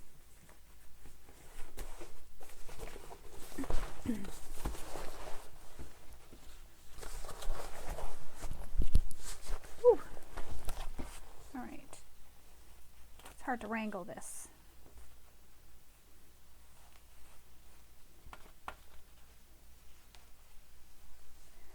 Now, if you're using fold over elastic for this next step will be exactly as it's written in the pattern. However, I'm using a quilting cotton, like a binding that's a quilting cotton, so it will fray. So I do need to fold over edges.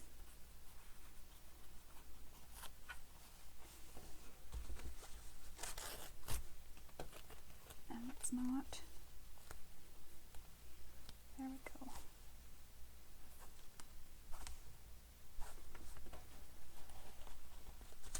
Oh, that's just a bit too far.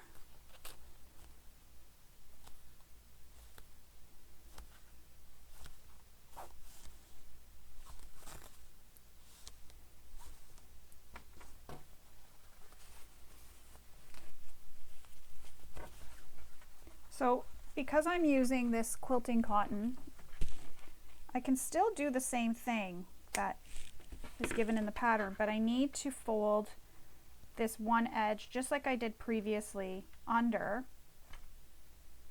fold my binding back onto itself,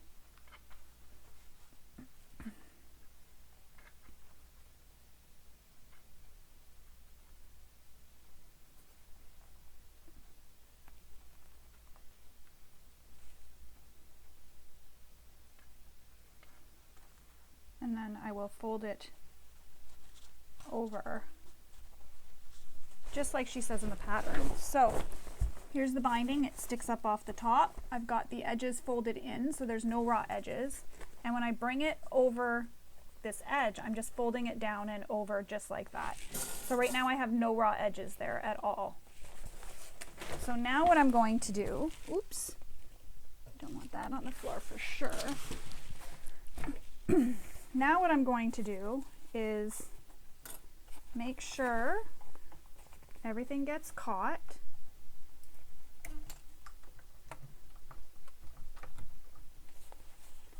Now it is thick in the layers right up here.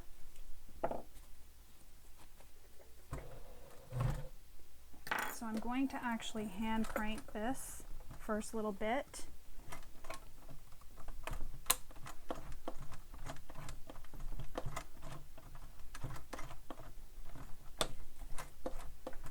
just to make sure I don't break a needle.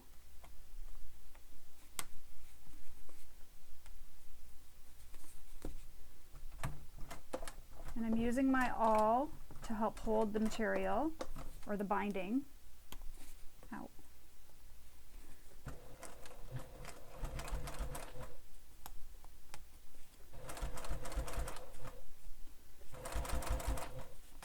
Because I want to cover my previous stitches.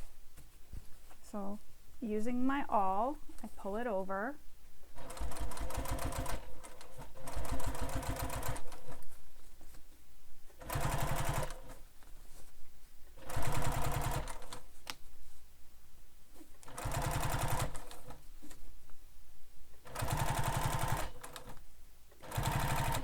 Usually I would use my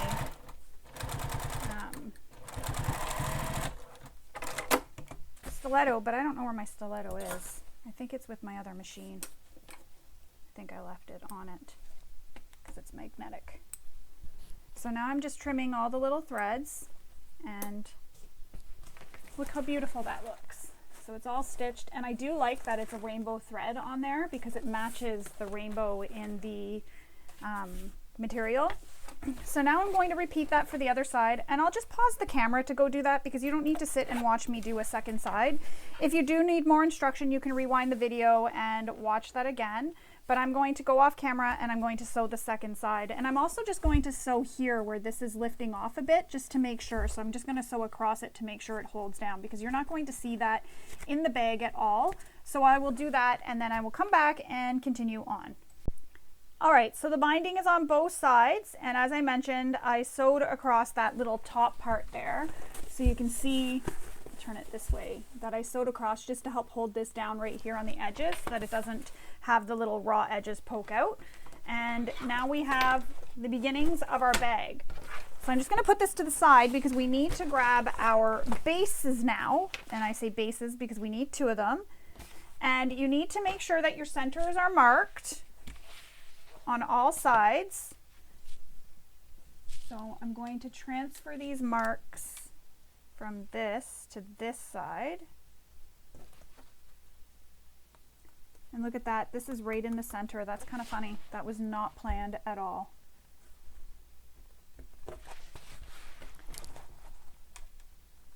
And I'm marking within my seam allowance so that these will be gone when we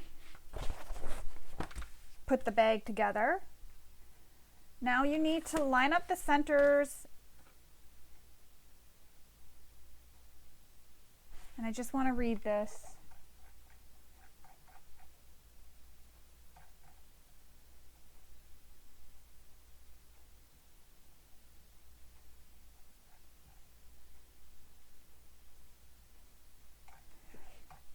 We need to put the 2 bag base pieces right sides together. I don't know if I missed a step. I'm just scrolling back. I'm very sorry if I'm confusing you, but I think I forgot to have you do this in an earlier step. No, I didn't. So now we need to take these 2 bag base pieces and we need to clip them so that they are wrong sides together.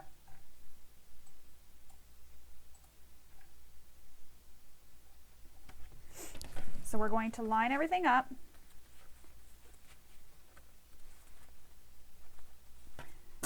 And we're going to baste these together. Line up all your little center marks.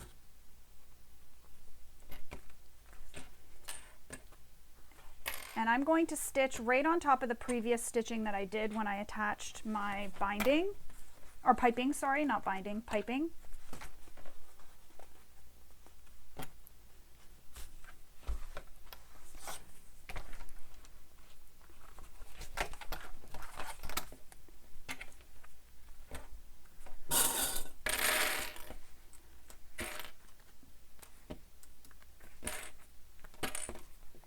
And you'll notice that my material is different on the base than it is on the main panels, and that's just because I ran out of that material. I just had enough for the main panels, and I thought it would be cool to look into the bag and see the brighter bottom. So I thought, how cool would that look to see the brighter bottom? And this is a waterproof canvas, so no water will get into the bottom of the bag if this is on a beach somewhere. So I'm just going to baste these together. It's a quick stitch all the way around. And then I'm going to switch to my zipper foot after I'm done this.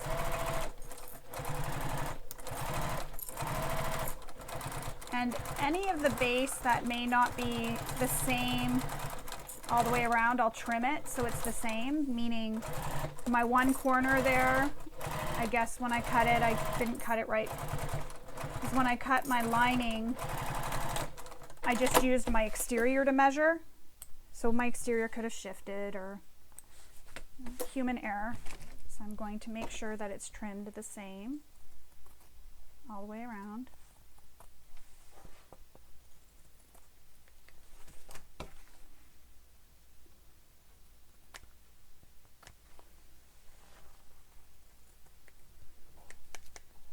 Not that much.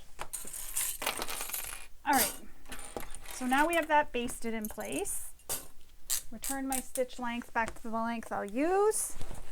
Now we need to take it and place the bag. So right now I have the bag lining side out and my exterior is wrong, is in the inside.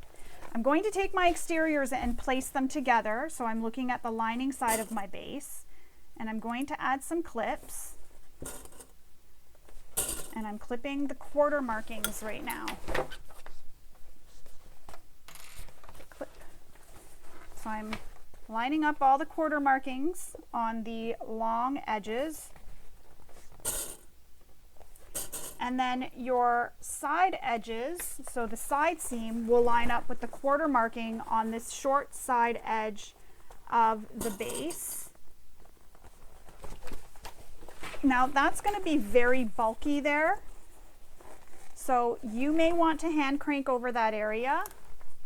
I will most likely hand crank over that area just because there is a bit of layers there and I don't want my machine to struggle. My machine shouldn't, because it's kind of like having a layer of foam and all those other layers that I usually have when I make a bag.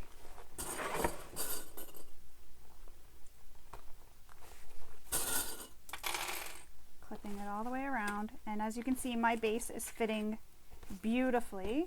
No issues except for breaking clips, of course.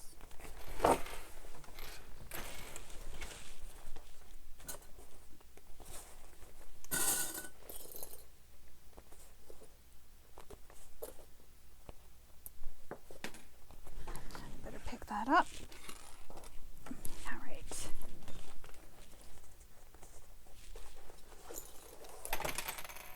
And I know it's hard to see what I'm doing. I'm going to try to go on camera here, but I'm just clipping it all the way around, making sure the raw edges all line up.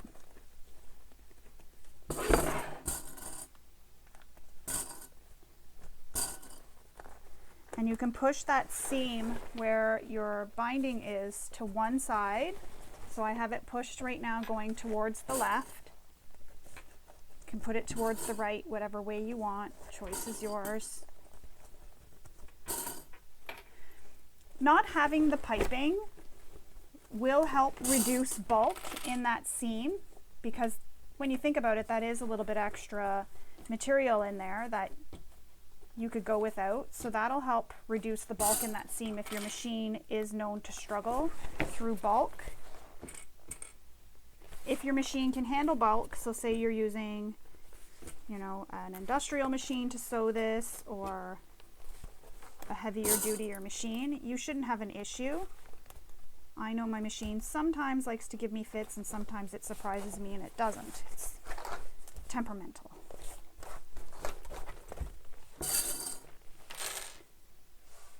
I'm still clipping all the way around.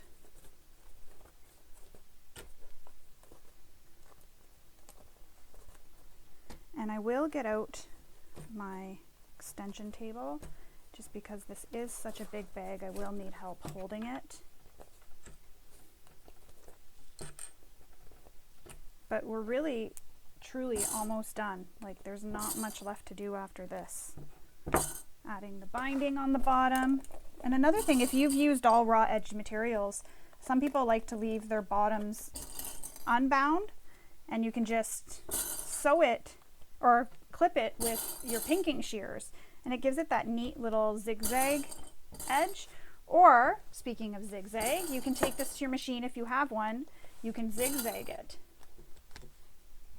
Just a couple of options if you're worried your machine won't be able to sew through this.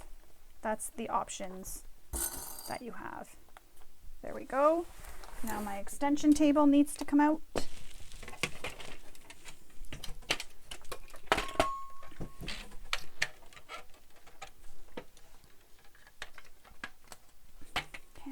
There it is.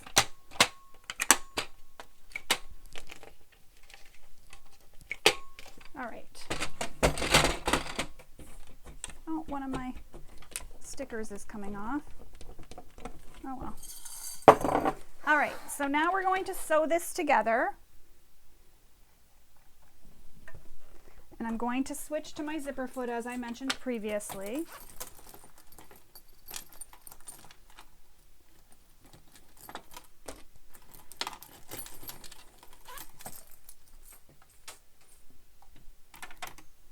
So the zipper foot will help me keep an accurate seam allowance and get as close to that piping as I possibly can. Now, the other thing I forgot to mention in your side seam here is after we stitch all the way around, we do trim the seam allowance down. I forgot. I don't often trim my seam allowance. I just prefer to have that extra area there for the binding to hold on to.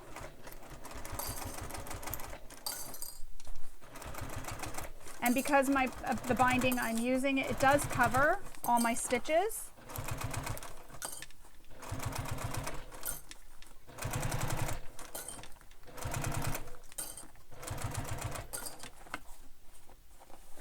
I'm going to open this up so I can reach my hand in. There we go.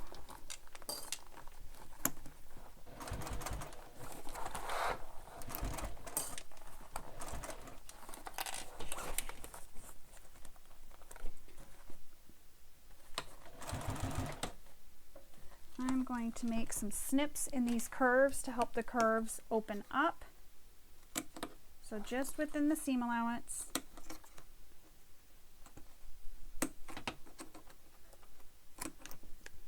And I'll wait till I get around this curve to do the other side. Again, it's a big bag, so it makes it a little bit harder to wrangle.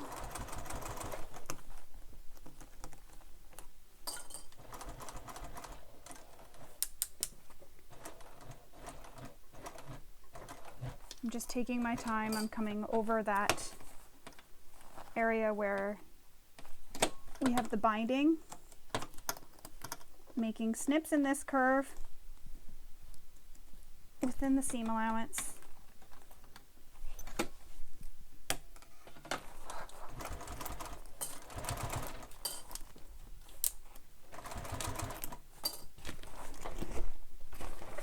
Just keep going all the way around.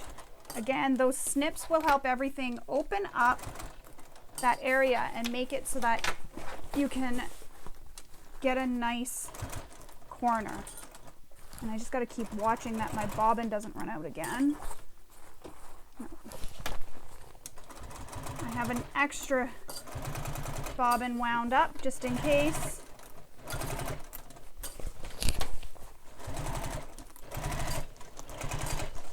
A longer stitch length too will help get you through all the bulk.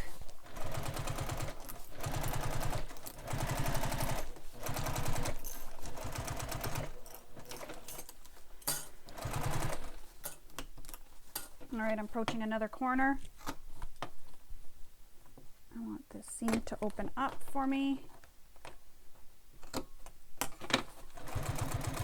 Normally I would do this before I start sewing, but I forgot.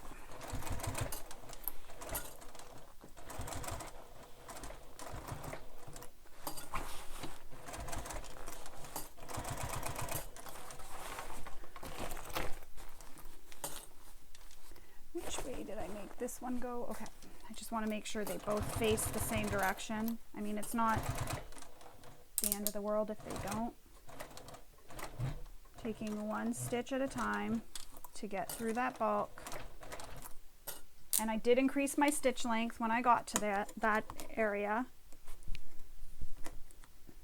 because I know my machine will sometimes struggle. I'm surprised it hasn't yet.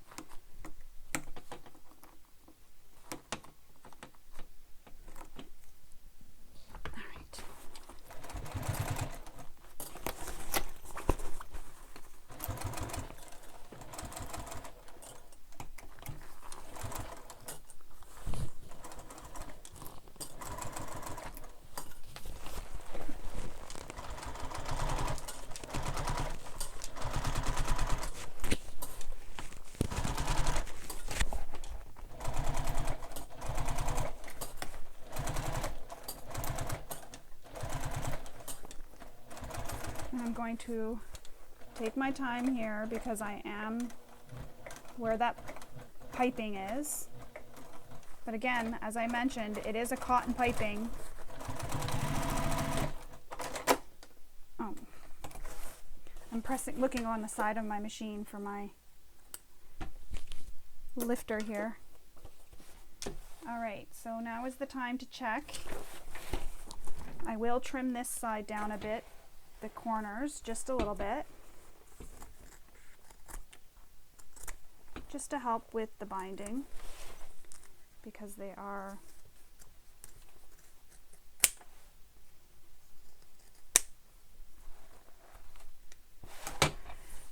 pretty wide. I know I stopped mid-sentence, but thinking as I was cutting, concentrating. Just going to move this out of the way. So I am trimming down my corners just a wee little bit, just so that I can keep an accurate seam allowance. And now I'm going to attach my binding just as we did with the sides. And if you need to, you can, oh, I think I broke it now. You can trim down your seam here. I just want to see if I have enough of this or if I have to grab another one. Let's see.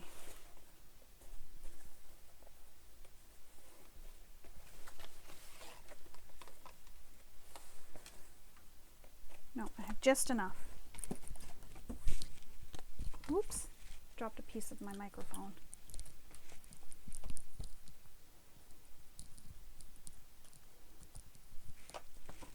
Doesn't want to stay clipped. Okay. So now, same thing as I've done previously, I'm going to attach my binding. And I know you don't really need to sit and watch this, so if you don't want to, you can go ahead and fast forward. But I'm just going to quickly show you again. Double-sided tape. I put it all the way around. And again, if you feel like you need to, you can go ahead and trim that seam. I'm not going to. I like to have that little extra space there. My binding is a bit wider too, so it's good to have that. But if you're using something like a fold over elastic or anything like that,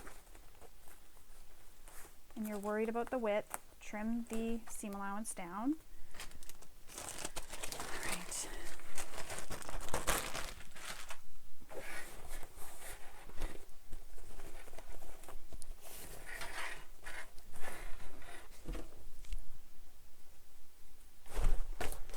So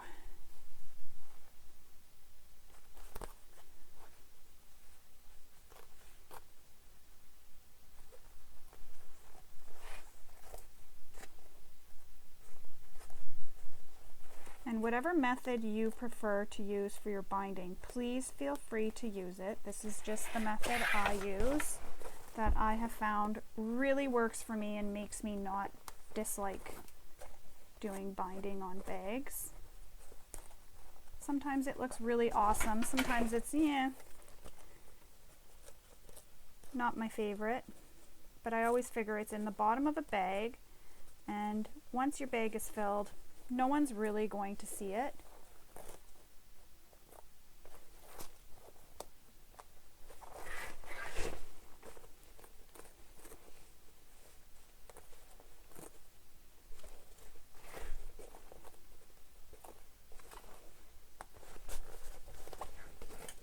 I always get excited when we're almost near the end of the bag. I get so excited to turn it right sides out and see how it looks.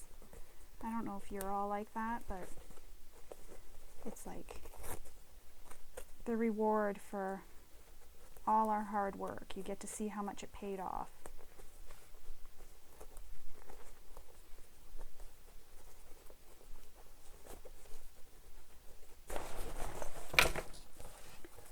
I also love how it sounds with the canvas. It brings me back to like when I was in school and I had those canvas backpacks. It reminds me of that when I was a little girl.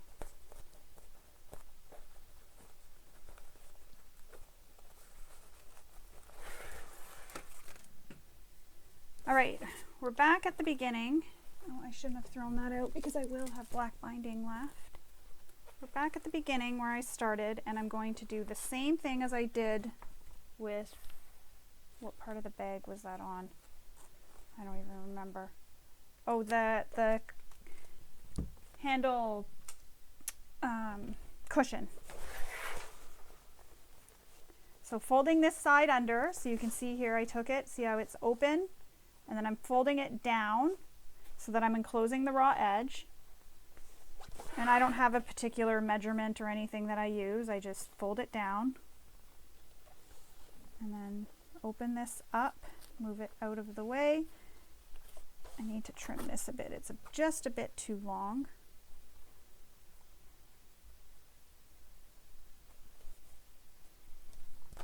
This side is just a bit too long.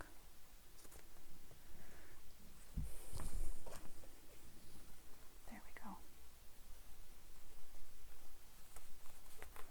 And I do remove it from the double-sided tape that's here.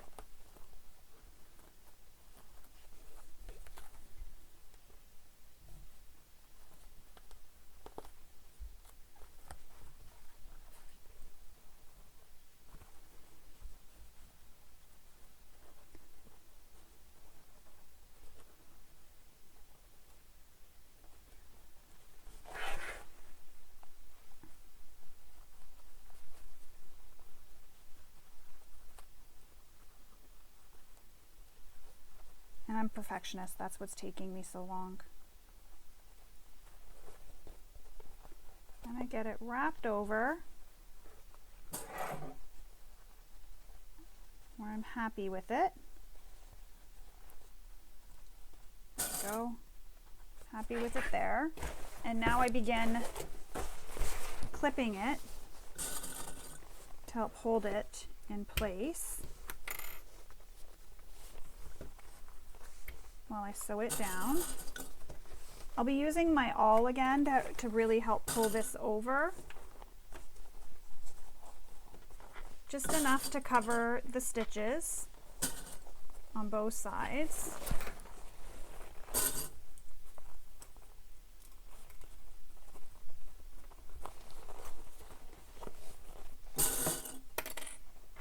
And here's where that bulk is, so that's where I've really got to pay attention, is where this bulk is on the side here, where we have that side seam.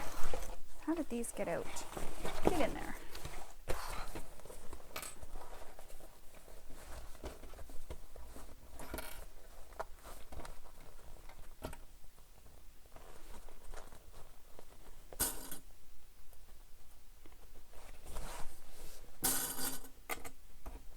You'll notice I'm not really going too super crazy with clips because it's taped on the other side.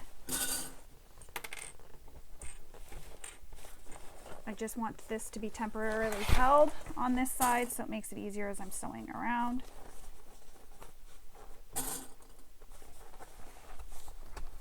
Oops.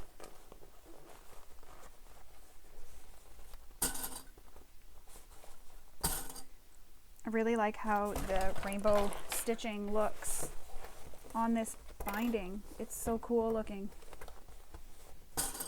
I should have used black on my handle.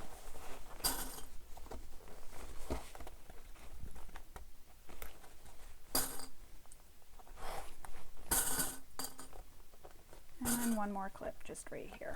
Okay, so now we have that all clipped. Let's get stitching.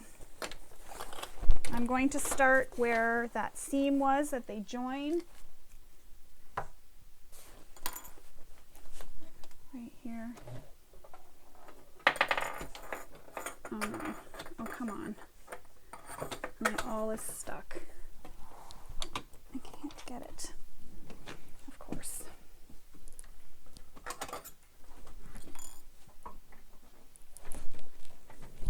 Now I'm all tangled. Okay, we're good. So here's where I'm gonna encounter some bulk. I don't even care if the clips are. I'm going to increase my stitch length for stitching my binding, just because there is an awful lot of bulk here that I have to contend with.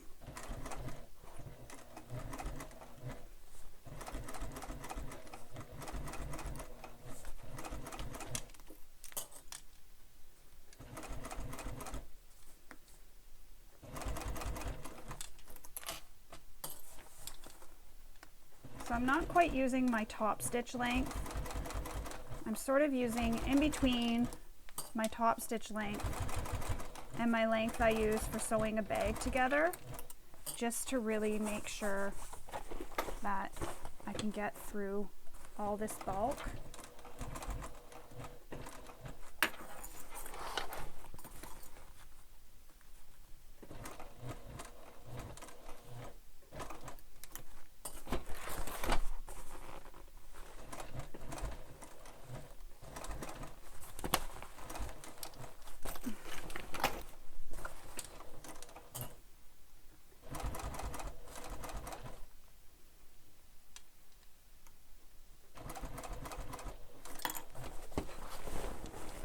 It looks so cool.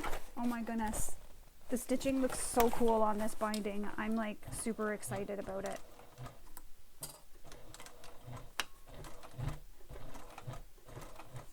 So my machine just went through that bulk. I just went really slowly and I had no issues. So that's the key. Longer stitch length, go really slow if you have to, hand crank it.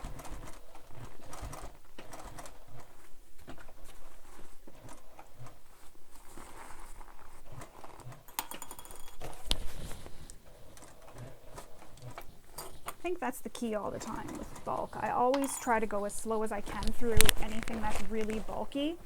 Even when I use my industrial machine,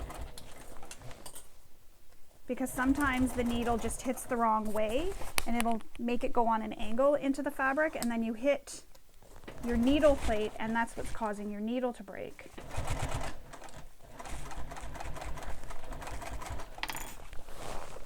I'm just checking to make sure I'm catching the binding on the underside.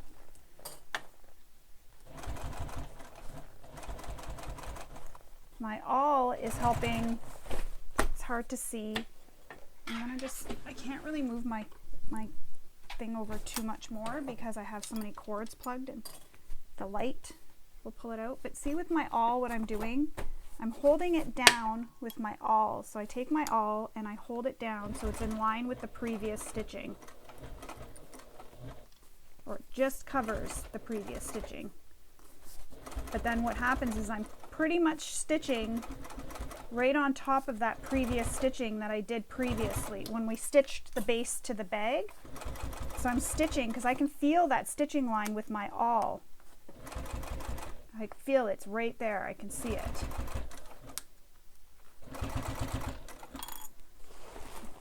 And then that's helping me attach this. Maybe if I move my camera ever so slightly. There we go. Just make sure that we're still focused. Sorry. There we go. So we're still focused. So it's really awkward where I'm sitting. It doesn't help my leg. But for just a few moments, that's why I have the angles I have, because I have to sit at a certain way at my machine in order to be able to sew. I'm normally right dominant, but I'm using my left foot to sew. And because I can't move my left foot over because I have bins there, and it helps because when I'm pushing down with my foot, I feel like my pedal slides, so the bin helps hold the pedal for me as well. So that's why I have my camera at the angle I have it at. And why I sit where I do, because it's easier to sit over towards the end of the table, so that my right leg, which doesn't bend, doesn't get in the way of anything. That's just part of my disability. So right now I'm kind of holding it at an awkward angle. So it's kind of hurting.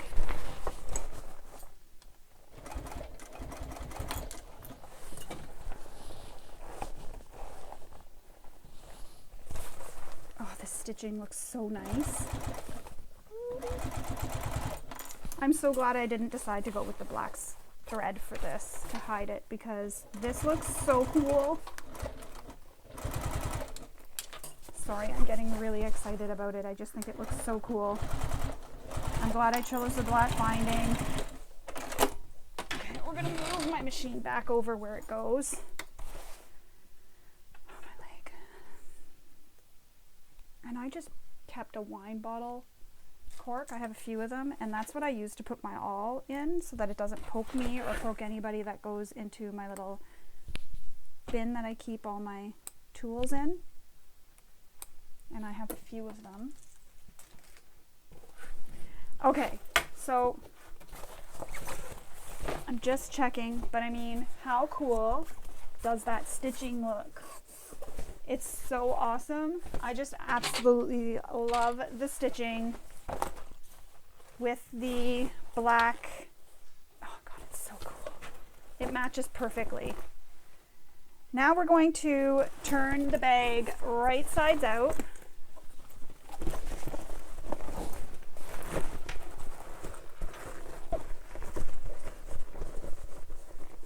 And the piping kind of acts like a beak too, because of the way it sits.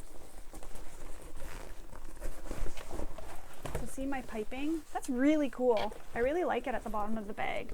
And it'll kind of help your bag sit up off the ground. Now again, there's no interfacing in this. It's a nice, soft, squishy bag.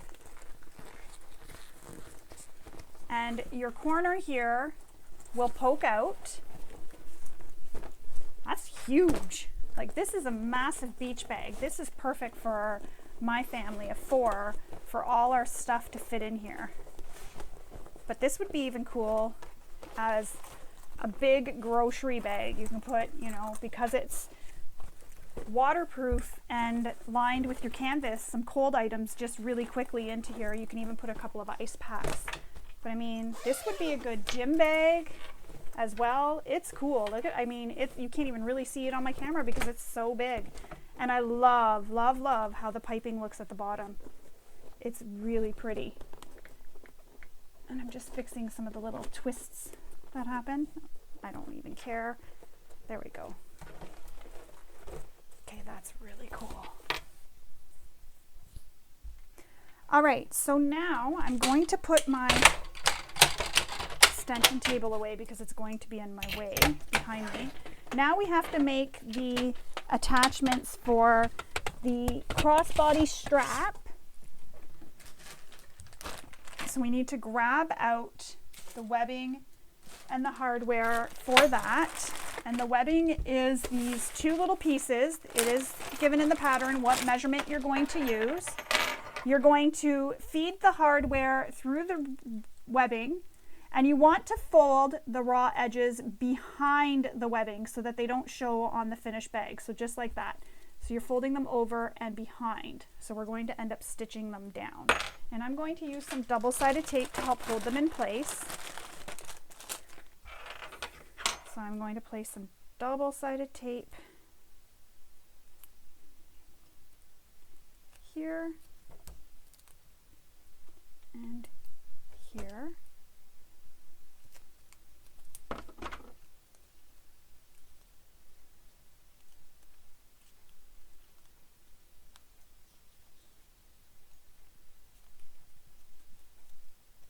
And that's just going to help hold it in place for me temporarily, so I don't have to use so many clips.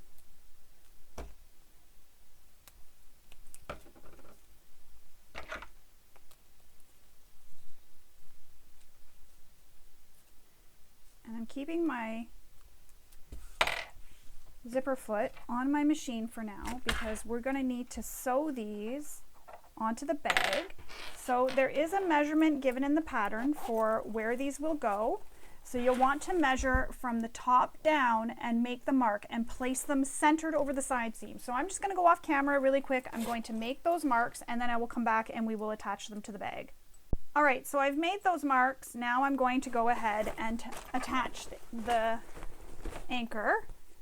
And you're placing the bottom of the anchor with that line you made, and you want it centered as well.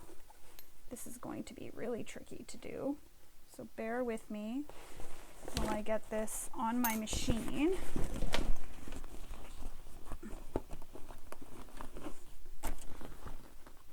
All right, we are on the machine. We need this centered.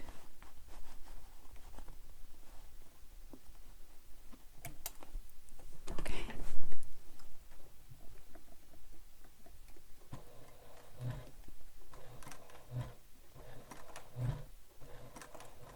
I didn't backstitch there because I didn't want to play around with anything yet.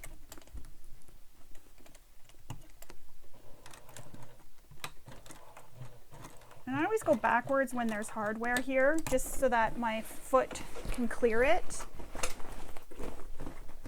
I want my presser foot to always clear the hardware.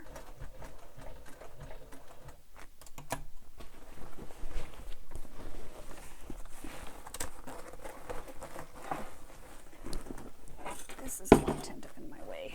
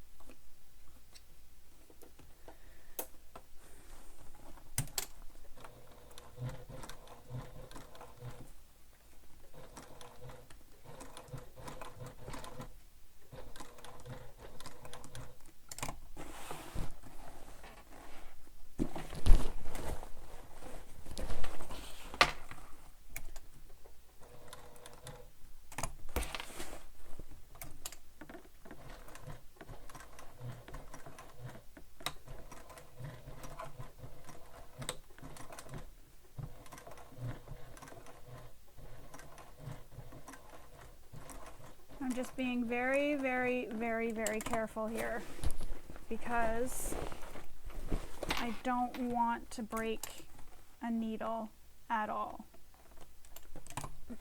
And we're sewing an X. So it gets kind of tricky because there is a lot of material.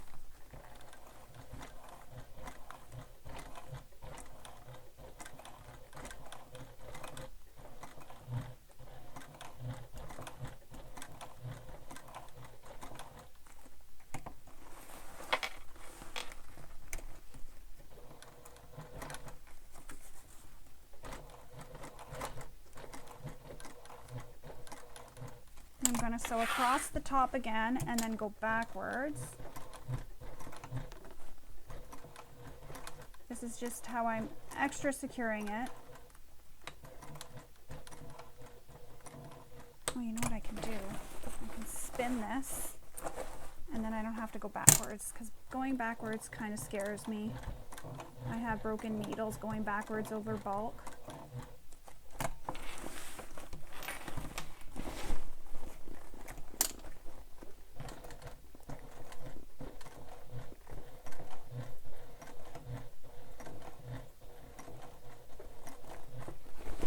My hair messy.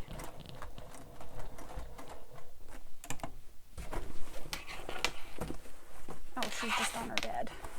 Thought she was coming to get in the video again.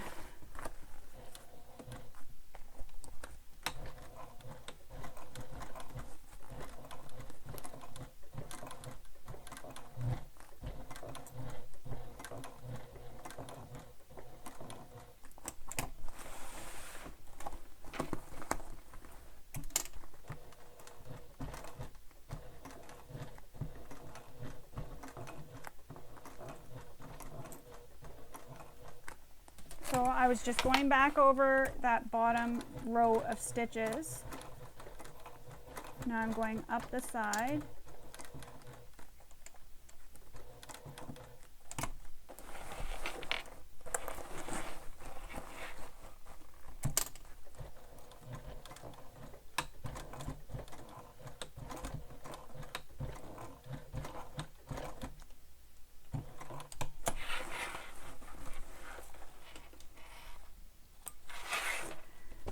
See how this turned out. That was really stressful, and it looks really nice. Even inside it looks really nice. So there's the inside, and that's how it looks on the outside. Again, the inside. Well, I'm going to go off camera and I'm going to repeat that for this second side. It should be a little bit, it'll probably be a little bit more difficult, so you may end up having to sort of push your zipper tab back in to sew it, but you can do it. It's just the second side. Keep everything nice and flat, and I should have did that one on camera, but keep everything nice and flat and sew the second side. So I'm going to go off camera and go do that, and then I'll come back and we will create our strap. So I just want you to see what I've done here. I've pinned my zipper pull with my zipper to my zipper with my clips, and that's how I'm going to hold that in place while I sew this. And I do have that zipper area over here pushed out so that I can get this nice and flat, and then it's just going to be the same thing that we did previously. So I just wanted you to see that, because my zipper pull was dangling and going to get in the way, and I don't want to hit it. So this just makes sure that it's nice and safe, it's not going to move, it's clipped there. All right, so both the tabs are attached on the sides, so there they are, they're both attached. Now we need to just move that out of the way, because we're going to construct our final piece of the bag. I'm just going to roll these up, put those away, and same thing we did with the handles. I'm going to do with these, I'm going to cover them because I don't want any raw edges. So with the tabs that we just sewed, we folded the edges so they were against the bag, so you won't see them.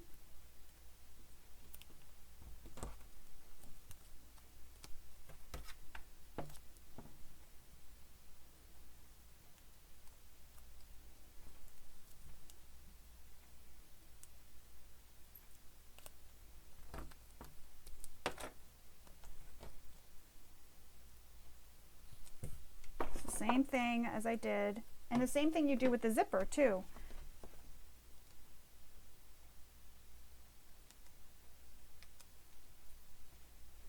I'm just going to heat seal this just a little bit more.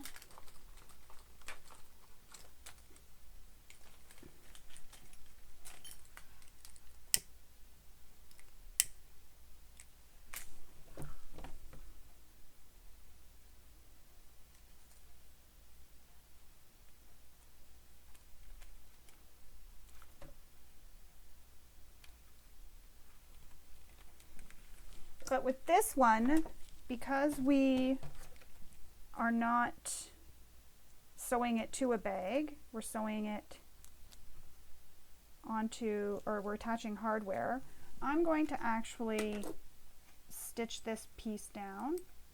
And again, I'm going to heat seal some more. Sorry.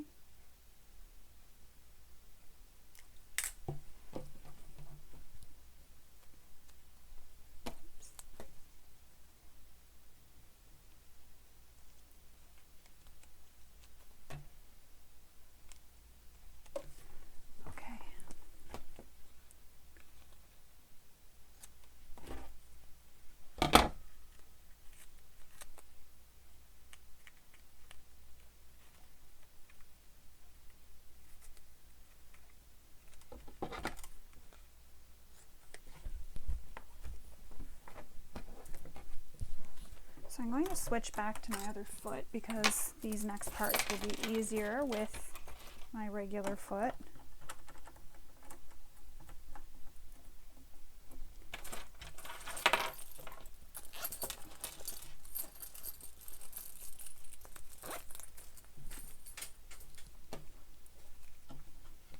So I'm going to top stitch this.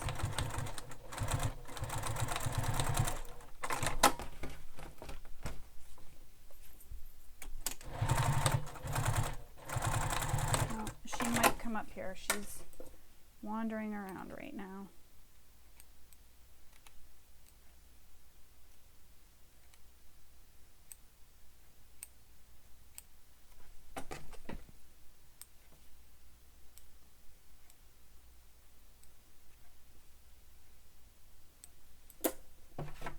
There we go. Okay, so those are done. Now we need to attach our hardware. So we're going to take our slider and we're going to leave it the bar. I let it drop to the bottom, but if you have a bar that stays in the center, you'll slide this up between the center bar and the top. I'm going to flip it this way. Center bar and the top, and then bring it back down just like that so that you have your hardware in the center. And then we're going to stitch this together. And I'm going to stitch from the end of the strap, and I'm going to back stitch a few times.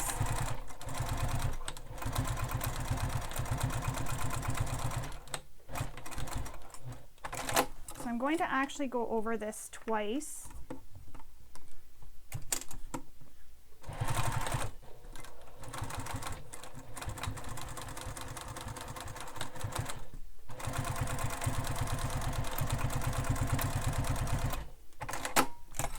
So I'll have 2 rows of stitching. Clip all your threads. Sometimes after I'm done a bag, I go back through and I find more threads and I just trim them all. But that's how it looks. So it's stitched on. Now, with your slider facing up, so right now I'm looking at the side that has the tab.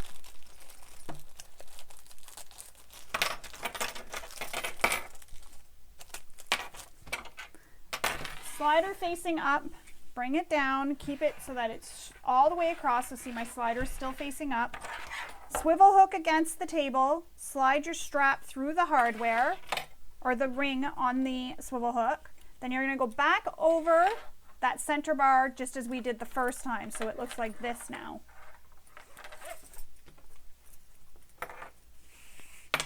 Now with your slider against the table, swivel hook against the table just like this, slide your loose end of your strap through the hardware, and again stitch that in place. Easy peasy. Oh.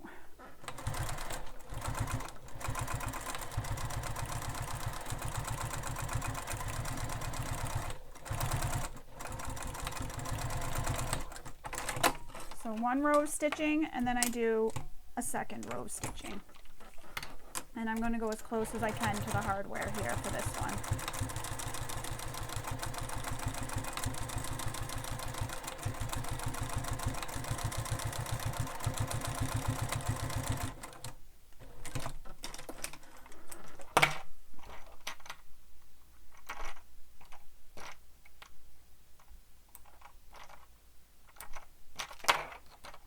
clipping all my threads.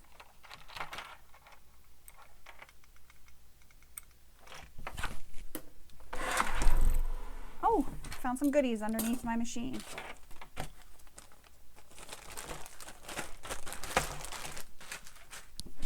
And I'm just going to move this stuff out of the way. And now you have an adjustable strap. Clip it to your hardware on both sides of the bag. So there's the one. You have your handles.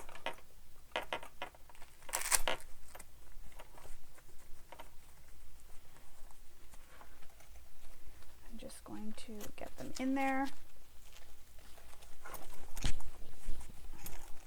You have your handle, cushion, you have your bag with your beautiful binding. You have inside the bag, I'm not going to undo that handle cushion. We have our zipper pocket, and we have a fully functional beach bag.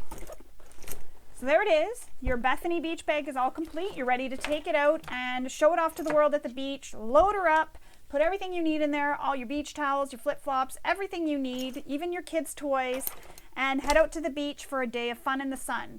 Before you do that though, don't forget to take some photos and post it on social media using the hashtags given in the pattern. I hope you enjoyed sewing along with me and maybe picked up a few tips and tricks along the way. I'm looking forward to seeing all your Bethany Beach Bags, and you can even take photos of them in the wild, so take pictures of them at the beach, take pictures of you using them, and share it on social media. Thank you for sewing with me. I hope you all have a wonderful day. Bye.